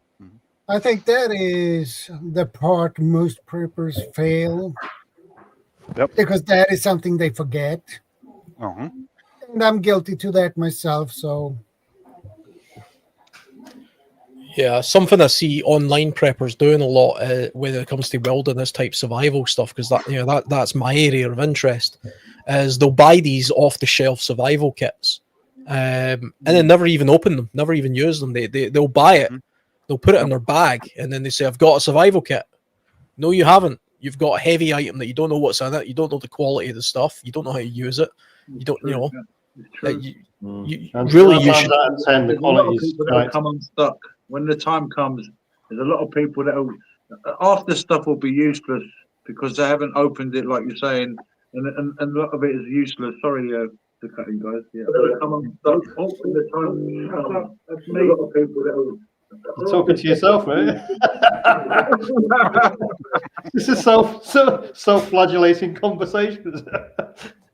No, I've been having problems with my internet all day, and all of a sudden it just all turned on. It's all of a sudden it just started working. I'm sitting here talking to you guys on the phone, and then my laptop just fired up. The TV just fired up. Sorry about that. Yeah, that was funny. Technology is crap. It's not. Don't believe the hype. Everybody's getting this. My friend years back, he bought this LCD screen, and he was like, "Look at this! I paid £3,000." I was wow, latest screen, wow. A moped went past downstairs. and the screen went. I was like, great, that's great. That was terrible. You're the master of random conversations. It's a good point, though. It's a good point. You know, the value of something doesn't always tell you the cost of it. I mean, even with the survival kit stuff, the kind of price that I see some of them for online are incredible, like £200 and stuff for something that I would consider to be mostly junk. I always advocate build your own survival kit. You know, never. I mean, stuff. It's even like nuclear power plants. It works. Get it out there. Let's turn it on. You know, don't worry about if it leaks every now and then. Yeah, sorry, we'll come back to the point. Sorry. Yeah. Well, someone's got to tell the jokes in SHTF. Hey, Suzanne, good to see you. I like going to like dropping garage sales and yard sales and that. I went to one. I mean, I just like to peruse around, see what they got. Yeah, I got some cash with me. I may or may not buy anything, but I might see something like, I don't know, somebody had one of those metal bed frames that everybody gets with their new mattress when they buy it at the big box store. And you get a free bed frame, but everybody goes in their wood frame. Well, it's all angle iron. They literally had a sign on it that said free. I had two of them. I was like, free? They're like, yeah, get it out of here. I'm like, okay, it's angle iron. I just took it home, cut off the hinges. Now I have give it to me 7-foot pieces of 6 millimeter or whatever centimeter, millimeter, cent and a half, whatever it is in metric, in 1-inch angle iron, painted. Yeah. I'm like, it's brown. I'm like, that's fine. I just stack them up in the corner. So now I got pieces of angle iron to use for projects and that. Hang my solar panels up. It was free. I'll take it. That whole frame that I made for my paint can stove, it's all made out of old bed frames. Yeah. There, Chef. That's it. All of if it. Everybody gives them away, though, they throw them in the trash. You could drive around garbage night and see them sticking out of people's trash cans. It's metal. Some people take it for scrap. Old tools. Yeah, tools are great. Files. I'm always on the lookout for old files. People, don't understand the value of a good file. Nobody knows how to clean a file. That's the problem. It gets all clogged up with aluminum or brass. Yep. It doesn't work anymore, so they throw it in the trash or put it in a pile for $1 for a whole pile of files. Take them home, get the wire brush out, clean it up, and there's other things you can do to it. And you got like brand new rasp files that you can use that'll last forever. And if you really get creative, you can use it to make a knife if you have a forge. Yep. I found these recently. Loads of them. Plastic weight. They got concrete in them, but yeah. Someone said, right, I'm going to get into weightlifting, realized it's hard work, and got rid of them. So I was walking past and I said, wow, weights. You can use these for all sorts of things, from even propping up tents even. Yeah. It all begins with fitness. And it's all in the imagination. It was trying to tell me something. Yeah. So been training even harder ever since. Just need to find somebody that doesn't want the bar now. I've got the bar already. I had the similar. The amazing thing is, I had the same weights. I've got the bar, and I needed to get more weights because, once you practice with a certain amount, you go on to heavier weights, and then bam, I found these ones. But you train your eye, like PB was saying before, you train your eye to look at things like. Chef could go to a sale and go, bam, look at that, that's useful. Whereas other people would just go over their heads. That can be used again. Harry, I used to do that, and I've got to reel myself in these days. It's very easy to just hoard and gather, and you're ended up with piles of stuff that you have too much of stuff. Yeah, I have a garage full of stuff, and. But preps, you can have too much preps because you can actually get to the point where you've forgotten what you've got, you've forgotten where it is, and stuff like this. So keep it basic and simple. Just I have a basic first aid kit, for instance, but have lots of types of gauze and have lots of types of this and lots of types of that. Don't have a sphygmomanometer and the suture kit and this and that and this and that. And before you know it, you just forgotten all these bits of kit what you've got, and yeah, I think there are expiry dates too. Yeah, that too. I think if you've got an excess of stuff, because I ran into this problem as well. I'm not. I don't really consider myself to be a prepper. I don't tend to buy a lot of items and things like that. So I have very specialized type outdoor stuff for the kind of outdoors I do. But over the years, you acquire more and more stuff. And what I decided to do was put things into kits, and then those kits became my caches, and those caches became bug out locations. I have 6 of them, 6 identical bug out locations, and each one of those locations has what I would consider to be a full wilderness kit. You know, I could sustain myself outdoors for a period of time based on what's in each one of these caches, and they're actually almost all identical. You know, each one of them is pretty much the same, but it means I don't have to carry all that stuff if I was traveling, you know, the distances of each of the caches.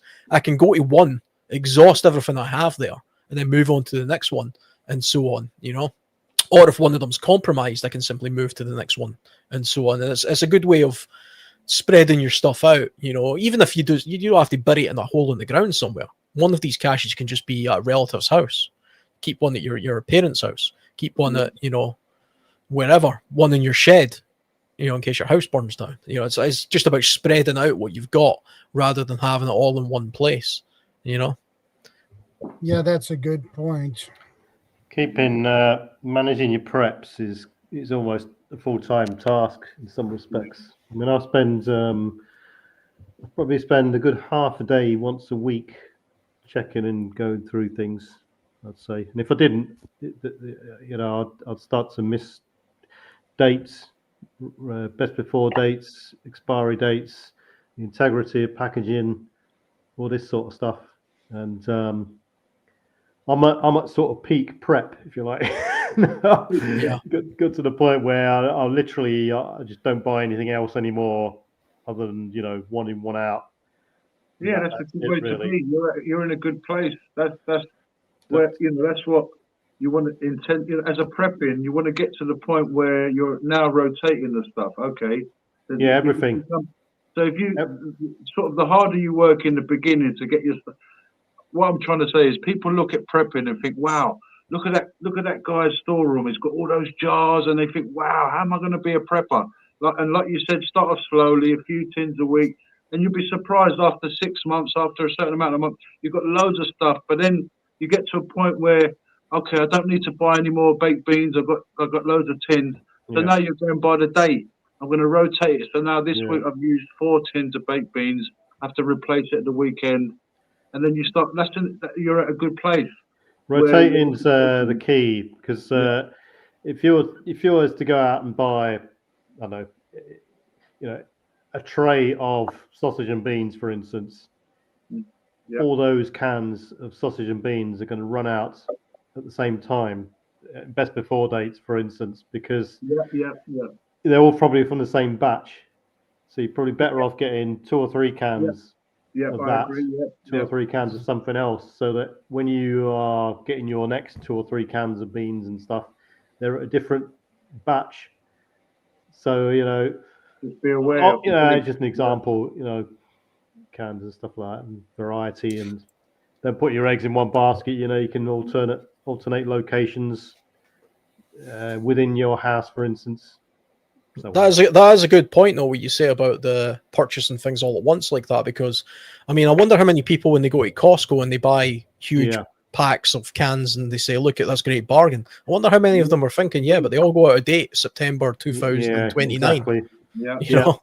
I mean, cans are modern day cans, tins and stuff like that. They're packaged and done in such a way that they're more likely than never to go off, really, unless they're, you know, dented or started to corrode or incorrectly stored. You know, you can quite easily, as long as you heat it up and cook it properly, then you're more likely to be okay. But buying a large amount of one item in a batch, like you say, the Costco scenario is a good example. Actually, they're all going to go out of date at the same time. You'd rather be on the starting blocks with stuff that's more in date rather than just run out. So good key rotation and management of everything, even things like anything based, rubber or latex, that sort of stuff, which starts to perish over time. Respirators, boots, rubber items, all this sort of stuff. You got to really keep an eye on and analyze for deterioration and this sort of thing. Yeah, especially respirators and things, because the day you really need that is the not the day you want to discover that you left a bit of moisture in it and it's now compromised. Something like that is it's got a shelf life. I'd never say to anyone it's a big mistake to buy any sort of CBRN gear, for instance, or Army surplus gear from an Army surplus shop, because it's Army surplus for a reason. It's gone to its shelf life, or just about.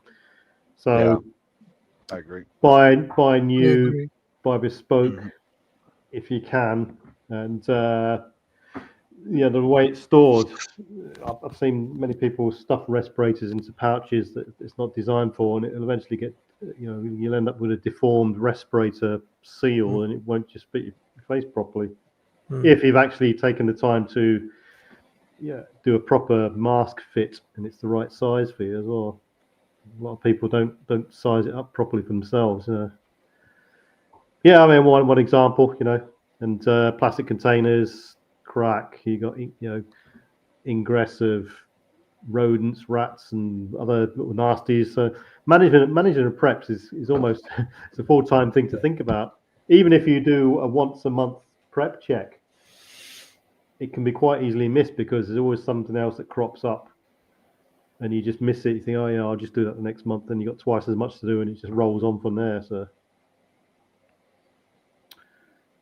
yeah, stock checking and stuff.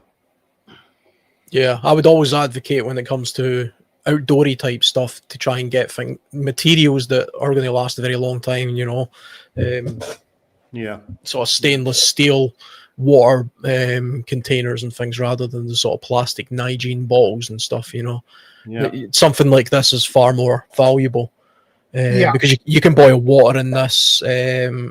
Stainless steel doesn't tend to doesn't go rusty.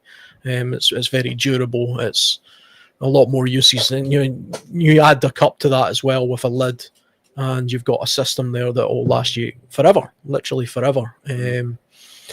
Whereas some of the plastic stuff that I've seen knocking around just isn't worth it. Incidentally, my cup is also my homemade survival kit, which goes inside there. I was saying earlier about people who buy survival kits, you're far better to have there's an entire self-contained. I've made a video about this if anybody's interested. But everything that you genuinely use, that's not just dead weight that you carry around for no reason. Every item in there I use throughout the year, and I change it every year, and it fits perfectly inside my cup, which I always take on every trip, along with my water bottle. Yeah, right. That's me. I've got to go. I'm ejecting. So yeah. Right. Take care, BB. Roger that. Good chatting to you. See you later. Stay safe. Catch you later. One piece. Yeah, here's something I'd like to present is that right there. I'll move my camera up a little bit. That right there is a fire blanket. And notice where it's at, front and center in my garage. I have another one in my kitchen and a larger one in each car. This is just enough. If you get a little grease fire or something like that, you can throw that right over top of it and put it out. The larger ones that we have in our cars are big enough to cover a human being. Just throw it over them and suffocate the fire. They're not expensive. Man, get some of these, because that right there can save your house and home right there. Those are the ones they advertised for a while there with the firemen throwing it on the stove and all that. Yeah, something like that. Yeah, or along the same lines. I want to get one of those for my kitchen too for the stove. It's good for like grease fires and You stuff. really Like really snuffs out grease fires. Everything, yeah. Mm-hmm. Yeah, because I deal with a hot plate right there out here in the garage and in the kitchen, and then I remember I gave my wife one of the big ones and a fire extinguisher for her car, and she said that is the best thing you've come up with yet, is a fire blanket. That's the best thing. And so we went right out. She opened up her car and she had a space for it. We dropped them both in there, an extinguisher and a fire blanket. Yeah, I've got a small fire extinguisher in the bedroom next door, and I've got one in the kitchen downstairs. That's all I've got fire extinguisher wise. But I should maybe invest in like the blanket, like especially for grease fire. I don't really have I don't do a lot of grease cooking, so I don't have like a chip pan or anything. A deep fat fryer, but I do have some, I suppose. I have one fire extinguisher on the second floor and one extinguisher here in the garage and two in the kitchen. You look at the statistics. Where most house fires start is in the kitchen. Yeah. So I have 3 things to put a fire out right there in the kitchen, all within reach. Yeah. My thinking was I would have one in the kitchen because that's where the likely fire is, but the other one that I've got is at the side of my bed. I wake up and there's smoke. At least I have that. If anything, I can smash the window with it, if need be. But I could at least maybe put a little bit of a fire out. It's not very big. It's very small. It's only this big. So I wouldn't put out anything large, but it'd potentially clear a path for you, or at least put the frame of a window out so you can get out the window. Yeah. Good thinking. Yeah. Preparedness is not all about the vast EMP and the Soviet invasion or whatever. There's little stuff will screw up your life, man, like a kitchen fire. Oh God, no. The fire department comes in and puts it out. Now they flooded the inside of your house with water. Now what are you going to do? Now you got smoke damage and water damage, and the insurance company doesn't pay for half of it. Yep. There's a fella here on YouTube, Mark. He's retired, and he had an electrical fire in the back end of his house, and he's still not back in his house yet. He's living at his sister's house. Oh, I saw that. Yeah, you posted that a while ago. Yeah, he was the smoke damage. Right. He had to have a great big dumpster put outside of his house. He's spent almost his whole life in that little home. Now he's taken everything he had and having to throw it out because it's just turned into garbage from smoke damage and water. Smoke damage. I had a neighbor that had smoke damage. It was actually another neighbor's garden shed went on fire. Yeah. And they put it out, but it caused smoke damage to the upstairs bedroom of the other neighbor. And they were out of their house for a good few months. I remember that. That was, I think the insurance did sort it, but I mean, that was 3 months of having to bug out of their house. They had to go and live between relatives and hotels, which I think the insurance company paid for some of it, but that's what an inconvenience. Everybody thinks smoke damage is just the smell from a wood fire. It's not. No. It's the toxins that burn all the plastics and that get in everything. That's right. You can throw your clothes in the washer. You're not getting that stuff out. Yeah, I think as well that shed fire actually started from some old paint. So I mean, it was like chemically type smoke and stuff as well. So it was nothing good. Nothing good. Even in a house, you got paint on the walls. You got old paint on the walls. You got all kinds of stuff in houses these days. Carpets, couches, furniture, varnishes, you name it, it burns. Food, you know, plastics, mostly everything's plastic now, so all that stuff just parachutes around in the smoke, and that's what destroys everything. Raccoons burn too. Yes, they do, quickly, because we're very oily and greasy little motherfuckers we are. Raccoons. Yes, CB has a question actually. Anyone know where to get affordable CBRN filters? They're kind of pricey. What's a CBRN filter? I don't know. Chemical, biological, ready. Like a gas mask type of thing. The filter canisters for your nuclear. You have to go on go to Granger. That's about the only place you're going to find it in the States is like Granger. Yeah, maybe industrial. Have to order it, but industrial supply is where you're going to find those. Mm-hmm. Yeah, there's a few sites in the UK, but they're not cheap. And see, to be honest, there's some things that I just you don't want to go cheap with anyway. If you're going to spend a little bit of money on something and be out of pocket, something like a respirator filter is probably the one thing in life you should maybe just pay the full price for. Yeah. Yeah, and fire extinguishers. I bought the really dependable brand here in the States called KIDD, KIDD. Those, they cost more than the cheap imported garbage, but something like that. Yeah, you guys, a lot of houses, when you sell your house in a lot of states, you have to have a fire extinguisher, a certain particular one. It's not an ABCD, it's an ABC, but there's a time on it or something. I forget what it is. I had to have it because I had to put 3 of them in my mother-in-law's house before they would even come and look at it.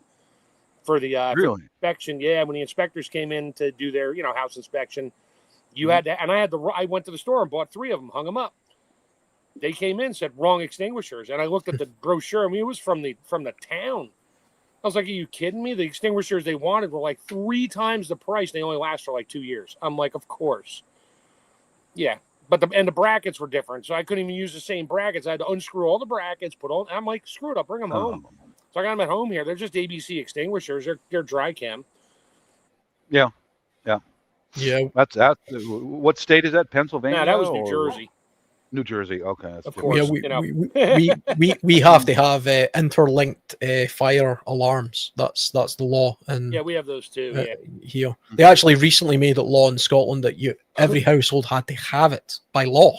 Oh wow! They backpedaled that one.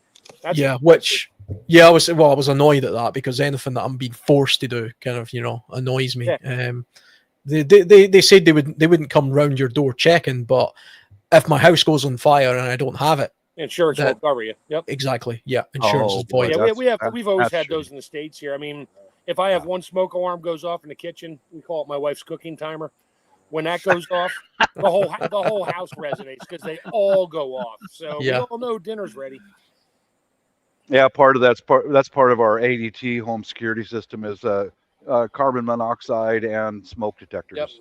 Plus the ones we've already got that I've installed. Or no, when we bought the house, those were installed, and I put in new batteries right away because I didn't know how old the batteries were. Yeah, the new ones from Kidd or that they recommend you should have are you don't have to change the battery for 10 years. There is no battery to change. And when they start beeping at you, you got to throw it in the trash and buy another one. You can't take them apart because it's some kind of NiCad, whatever battery. And these are the ones that are wired into the house, but they don't recharge themselves. It's just the battery backup. So if the power goes out, they all still go off. And they don't have it anyway, but now you can't just change your 9-volt battery every once a year. That's the same as the ones here. The ones that the government recommends here, you literally have the whole unit. They're not wired in anymore, but the whole thing it has to be disposed of after a certain number of years, and you have to rebuy the whole thing again. They do allow heat detectors in the kitchen, so there's no smoke detector in the kitchen required. You can have a heat detector, which is at least one useful thing. It doesn't go off all the time whenever you're cooking, breakfast or whatever. It's just those little things that can really screw you up, man. Little things like a leaky faucet, that can just fail in the middle of the night. And, you get up in the morning. We've got 2 inches of water all over the floor. Wow, little stuff like that is. I mean, I don't know. I've said this so many times. I don't prepare for the big major horrible end of the world stuff. I prepare for everyday things like food, water, etc. And for the knucklehead that lives down the street. He's the guy who's going to F up your world. The guy just down the street who's going to kick in your back door, take all your stuff, maybe beat up and rape your wife, whatever. That's the stuff that I prepare for. The real stuff, reality, Yeah. I remember. I think I told you, Bob, the other night, one of your lives. My neighbor went away. He worked for the government. He'd go away for 2-3 weeks on end, but he was divorced at this point. He had nobody in the house. Yeah. Kids went to live somewhere else for the week, and he gave me the keys. He's like, "Here, just keep an eye on things. Use the hot tub." I'm like, "Oh, okay." Well, I never needed to go through the house to get to the hot tub, so my wife and I went around the house and went and used the hot tub. He was gone for 2 weeks. He came back, and I saw him go up the driveway. 2 minutes later, he's knocking on my front door. I'm like, "Hey, what's going on?" He's like, "Did you even go in my house at all?" I was like, "No, I had no need to." I said, we used the hot tub twice, in 2 weeks. And I said, we went around the back, and he's like, "You might want to see this." I went over the water line for his auto ice maker and his refrigerator. Whoever installed it ran it like 30 feet across the basement. It rubbed through. And he had a foot of water. It was a split foyer house. He had a foot of water on the floor. The mold was like 12 inches long, growing from the ceilings because he had central air. So it constantly blew the spores everywhere.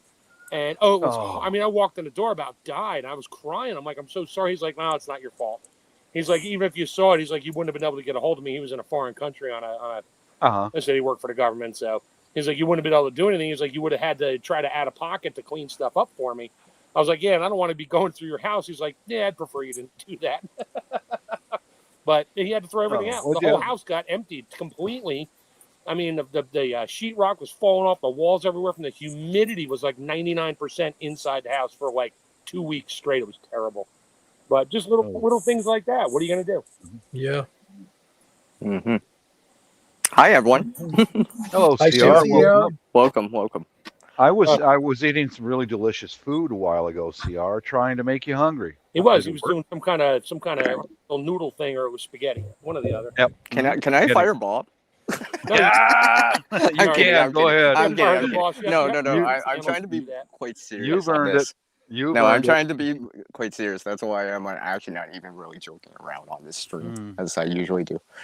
It's because I'm going to take this actually seriously. Because it's actually really serious. Because, like, you know, these things can happen. Just even localized, right? Very localized, even in an apartment and stuff like that. Like, I get stories. That's why I wanted to come on and actually, like, say them and not just type a bunch of paragraphs. You have stories? You don't have stories. Oh yes, I have a story. Like, see, I have a friend that used to live in an apartment. Well, he's moved since, right? Well, during the winter time, someone opened a window on the higher floors, right? And one of the pipes burst because they left the window open on the higher floor, right?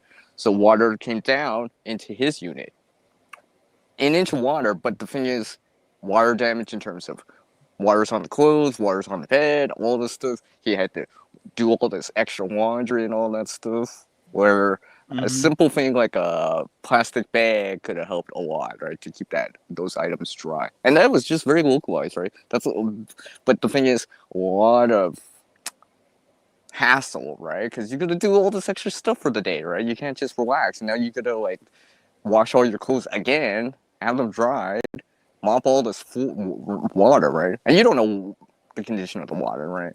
You just assume it's black water, gray water, right? You don't, like, it looks clear, but I mean, you don't know, right? And stuff like that. So, like, just a simple thing like that, right? Just a simple thing like that could just ruin your day.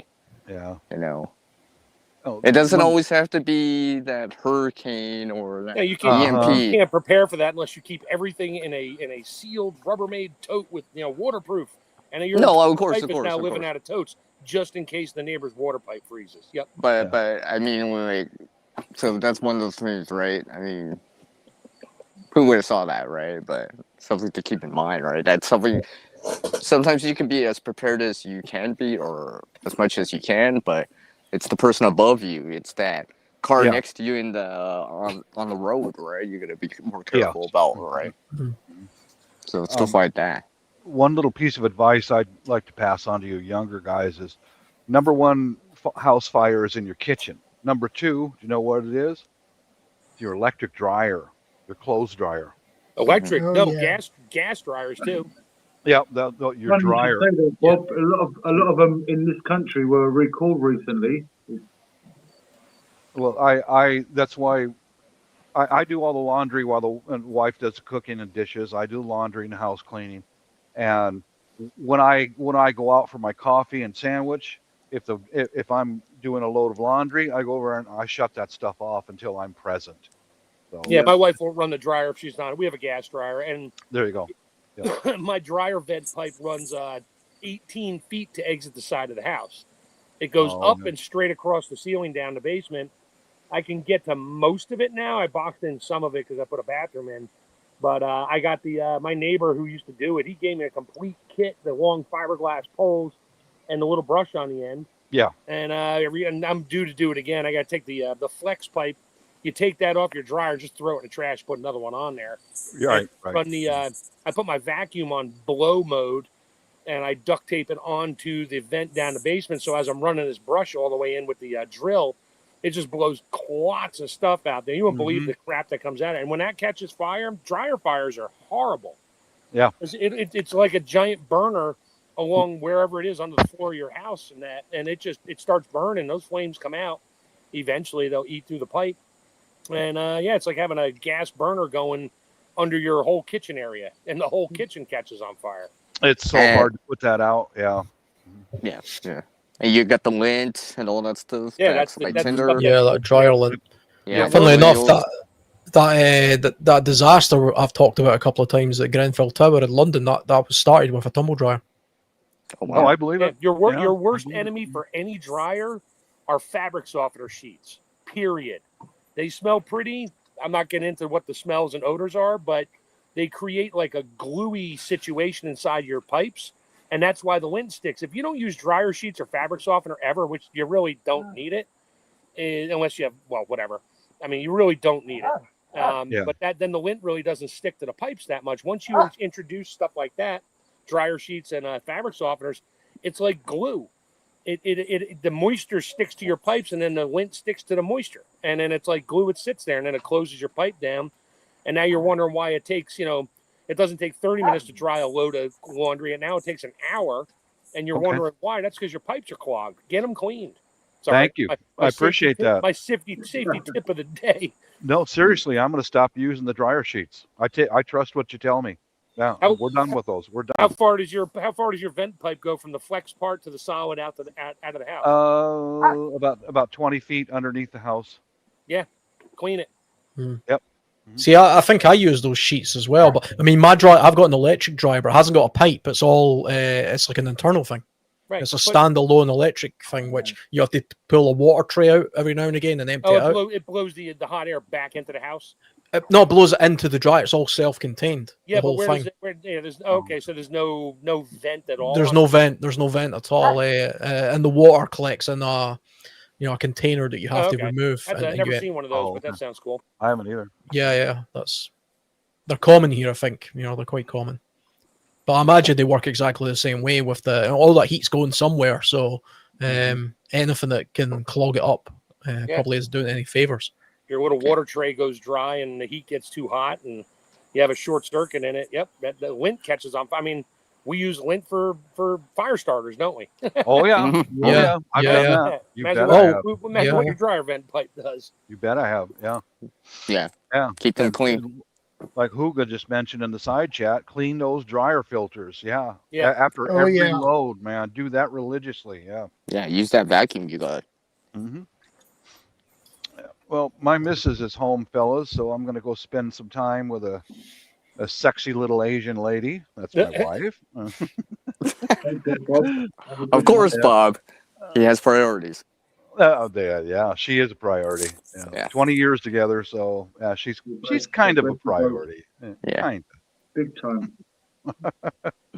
Peace, guys. Thanks for having me up, Shadow. Later, Okay, Bob. See you, Bob. Later, guys.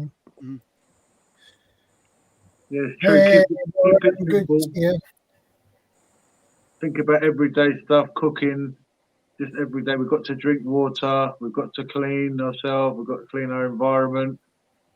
I think we spoke about sanitation before. I do have something we haven't talked about as much to a certain degree. I mean, it doesn't affect everyone because obviously it's seasonal, but the wintertime. I mean, if you really think about it, look how much really happens in the wintertime overall. Ice, storms. Winter storm, No, yeah, the freezing rain. ice blizzards. Freezing rain. Like, look at, what was it? Quebec back in, I think that was 89 or so, right? Freezing rain blanket, like, inches of it, right? Shut down the city. Because, the grid, the power lines just fall because, the weight on the lines and all that stuff, right? Yeah, trees fall because of the weight. Well, yeah, power's out for like days, if not a week, right? I mean, like, it's very localized, right? Doesn't affect me out here, but I mean, for those people there, that was serious, right? Like, you're in quote unquote survival mode to a certain degree, right? If you had stuff ready, whatever it was, flashlights and all this other stuff, you were more prepared, you were more likely to make it through, you were more comfortable, right? You were able to see, right? I mean, like, just as simple as that, right? I mean, and that's very regional and kind of localized, right? And it can happen anywhere here in Canada. Probably places in U.S., UK. No, we get ice storms here. We got yeah, something like that. 5 years ago. Oh yeah, we were out of power for 3 days, And Yeah. my power lines are all underground. It wasn't us. It was the local substation. A tree fell across the main wires coming in, and yeah, it took them a few days to get that shit sorted out. Yeah, I mean, like if you think of like the stories you hear about like I-95 in the U.S., for example, right? People stuck on the road or whatever for 24 hours because, you know, there's a big car accident, but, you know, the lane's covered, no one can pass and all that stuff. And that stuff actually does happen because you hear about it. It's all this stuff was fairly recent, right? Not just the Texas freeze, right? I guess that's always the big thing in the U.S. people talk about all the time. You just reminded me. I forgot. I bought a brand new kerosene heater with a removable tank that you can take out while it's hot, fill it, and put it back in and never shut it off. I bought that like 15 years ago. It's still brand new in a box down the basement. I just need to pick up some kerosene for it, some good kerosene, because yeah, I forgot about that. I could put it down in the basement, turn my generator on. I have central air, so I could just keep the air circulator going, and just to blow the heat around and fire up the kerosene heater down the basement right next to an intake vent or near it, as long as it's not near something flammable, because I don't want to catch the house on fire either. And keep my house warm. I totally forgot I had that. Thanks for reminding me there, CR. Well, this is why I bring it up, because like for me, my general preparedness evolves in winter because like here I live in Canada, right? I mean, like it can be cold, below freezing at least, anyways, half the year. I mean, like I said earlier, I can see minus 40 Celsius, minus 40 Fahrenheit, right? I mean, it is possible. I know it's possible because I've seen it, because I've been outside of it. And I mean, like, I got to take it seriously because, like, it's more likely that I would see that. More likely I would see that. So I want to be prepared for that. So in terms of this 80-20 thing that I've said, this 80, well, some people say 70-30, whatever. It's kind of like having a bunch of water and food gives you like 80% of the way there or 20% of the effort, for example, right? So for me, I gotta have the clothing, the shelter, the cover elements, you know, ready in advance, right? Ready to go, ready to rock and roll, right? So not just a jacket, but mitts, scarf, hats, ice cleats, like I said earlier. I know Mother Earth probably already slipped out, but stuff like that, right? That stuff helps me out. Like even ice cleats, like you guys were talking about like going to the ER or whatever, right? Hey, I'm not gonna fall. I'm less likely to fall, sprain an ankle, or break a leg. That means I don't have to go to the ER and wait 14 hours, right? Or something like that. So that's preventative, right? Yeah. Falls are preventative, right? If you have the right tools and gear, right? So I'm like, if I have that, it gives you a better chance of not actually going for that. Or what I call earlier doing this penny wad or waddling, right? I'm like, people look at me like strangely. I'm like, yeah, but have you ever like sprained an ankle, broken a leg, or anything like that? That's gonna be painful. You're gonna be down. You don't have to do all this stuff. You won't be able to work and all this stuff. And then it's just like you're in a cast for 6 months, and then like, yeah, it's just a big hassle. So anything to mitigate that or prevent that, or you know, reduce the chance, you know, the impact of it would be useful, for example, right? So, like during the summertime, sometimes I'll go around to these yard sales, garage sales, and I'm like, ooh, ice cleats, or something that might help me down the road, right? I'm like, yeah, that'll be useful. Like, I even found a $2 one, right? I mean, like, yeah, that'll help me out. Even if I break it on the first year, hey, that prevents me from slipping. That can prevent that accident that, you know, I will never see, but I won't see the pain either, right? I suppose that's what prepping's all about, the sort of preventative measure. It's about buying the thing or doing the thing or learning the thing. Yeah, with, forethought. For forethought of what might happen down the road. It's it's the insurance policy. Exactly, and something that's very likely, like for me, winter is winter is definitely very likely. Winter's almost guaranteed. Yeah, almost guaranteed, right? I can't avoid it or whatever, right? So it's just a matter of time, right? Yeah. And not be complacent about, it's only just -5 or 20 Fahrenheit, right? Yeah. Well, sometimes I've seen, look, but next week, the temperature's dropping real fast.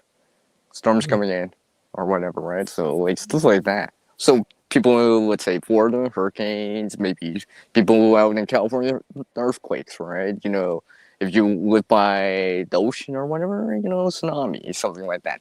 it is possible, right?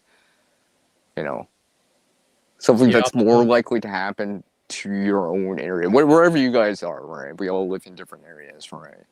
You know, I know Bob has his own reasons to prepare and stuff like this, like me, Shadow, Mark, and Alan here, and I can't forget the real.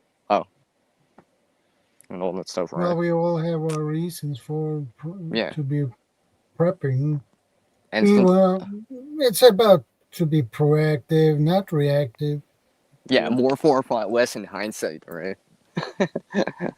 Because a lot of the time, like, preparedness starts with people because something happened or whatever, right? They don't want to deal with that or go through that again. The hassle, the stress of it, right? Whatever triggered it, whatever it is, right? Especially some people that didn't grow up with parents or people that were in. Welcome. You know what I mean? So. Yeah, it's like those people that, they get burgled for the first time and then suddenly they go to town and buy in security systems and cameras and deadlocks and everything you could possibly need before you get burgled, not after you get burgled. But the realization didn't dawn on them until after the event had happened. So, it's all about the foresight, like you guys say. Listen, guys, I'm going to have to drop off as well because I'm at work early in the morning. But it was really good speaking to you all again. Take care. I'll catch up with you all again. Take care. God bless. See you later. See you later.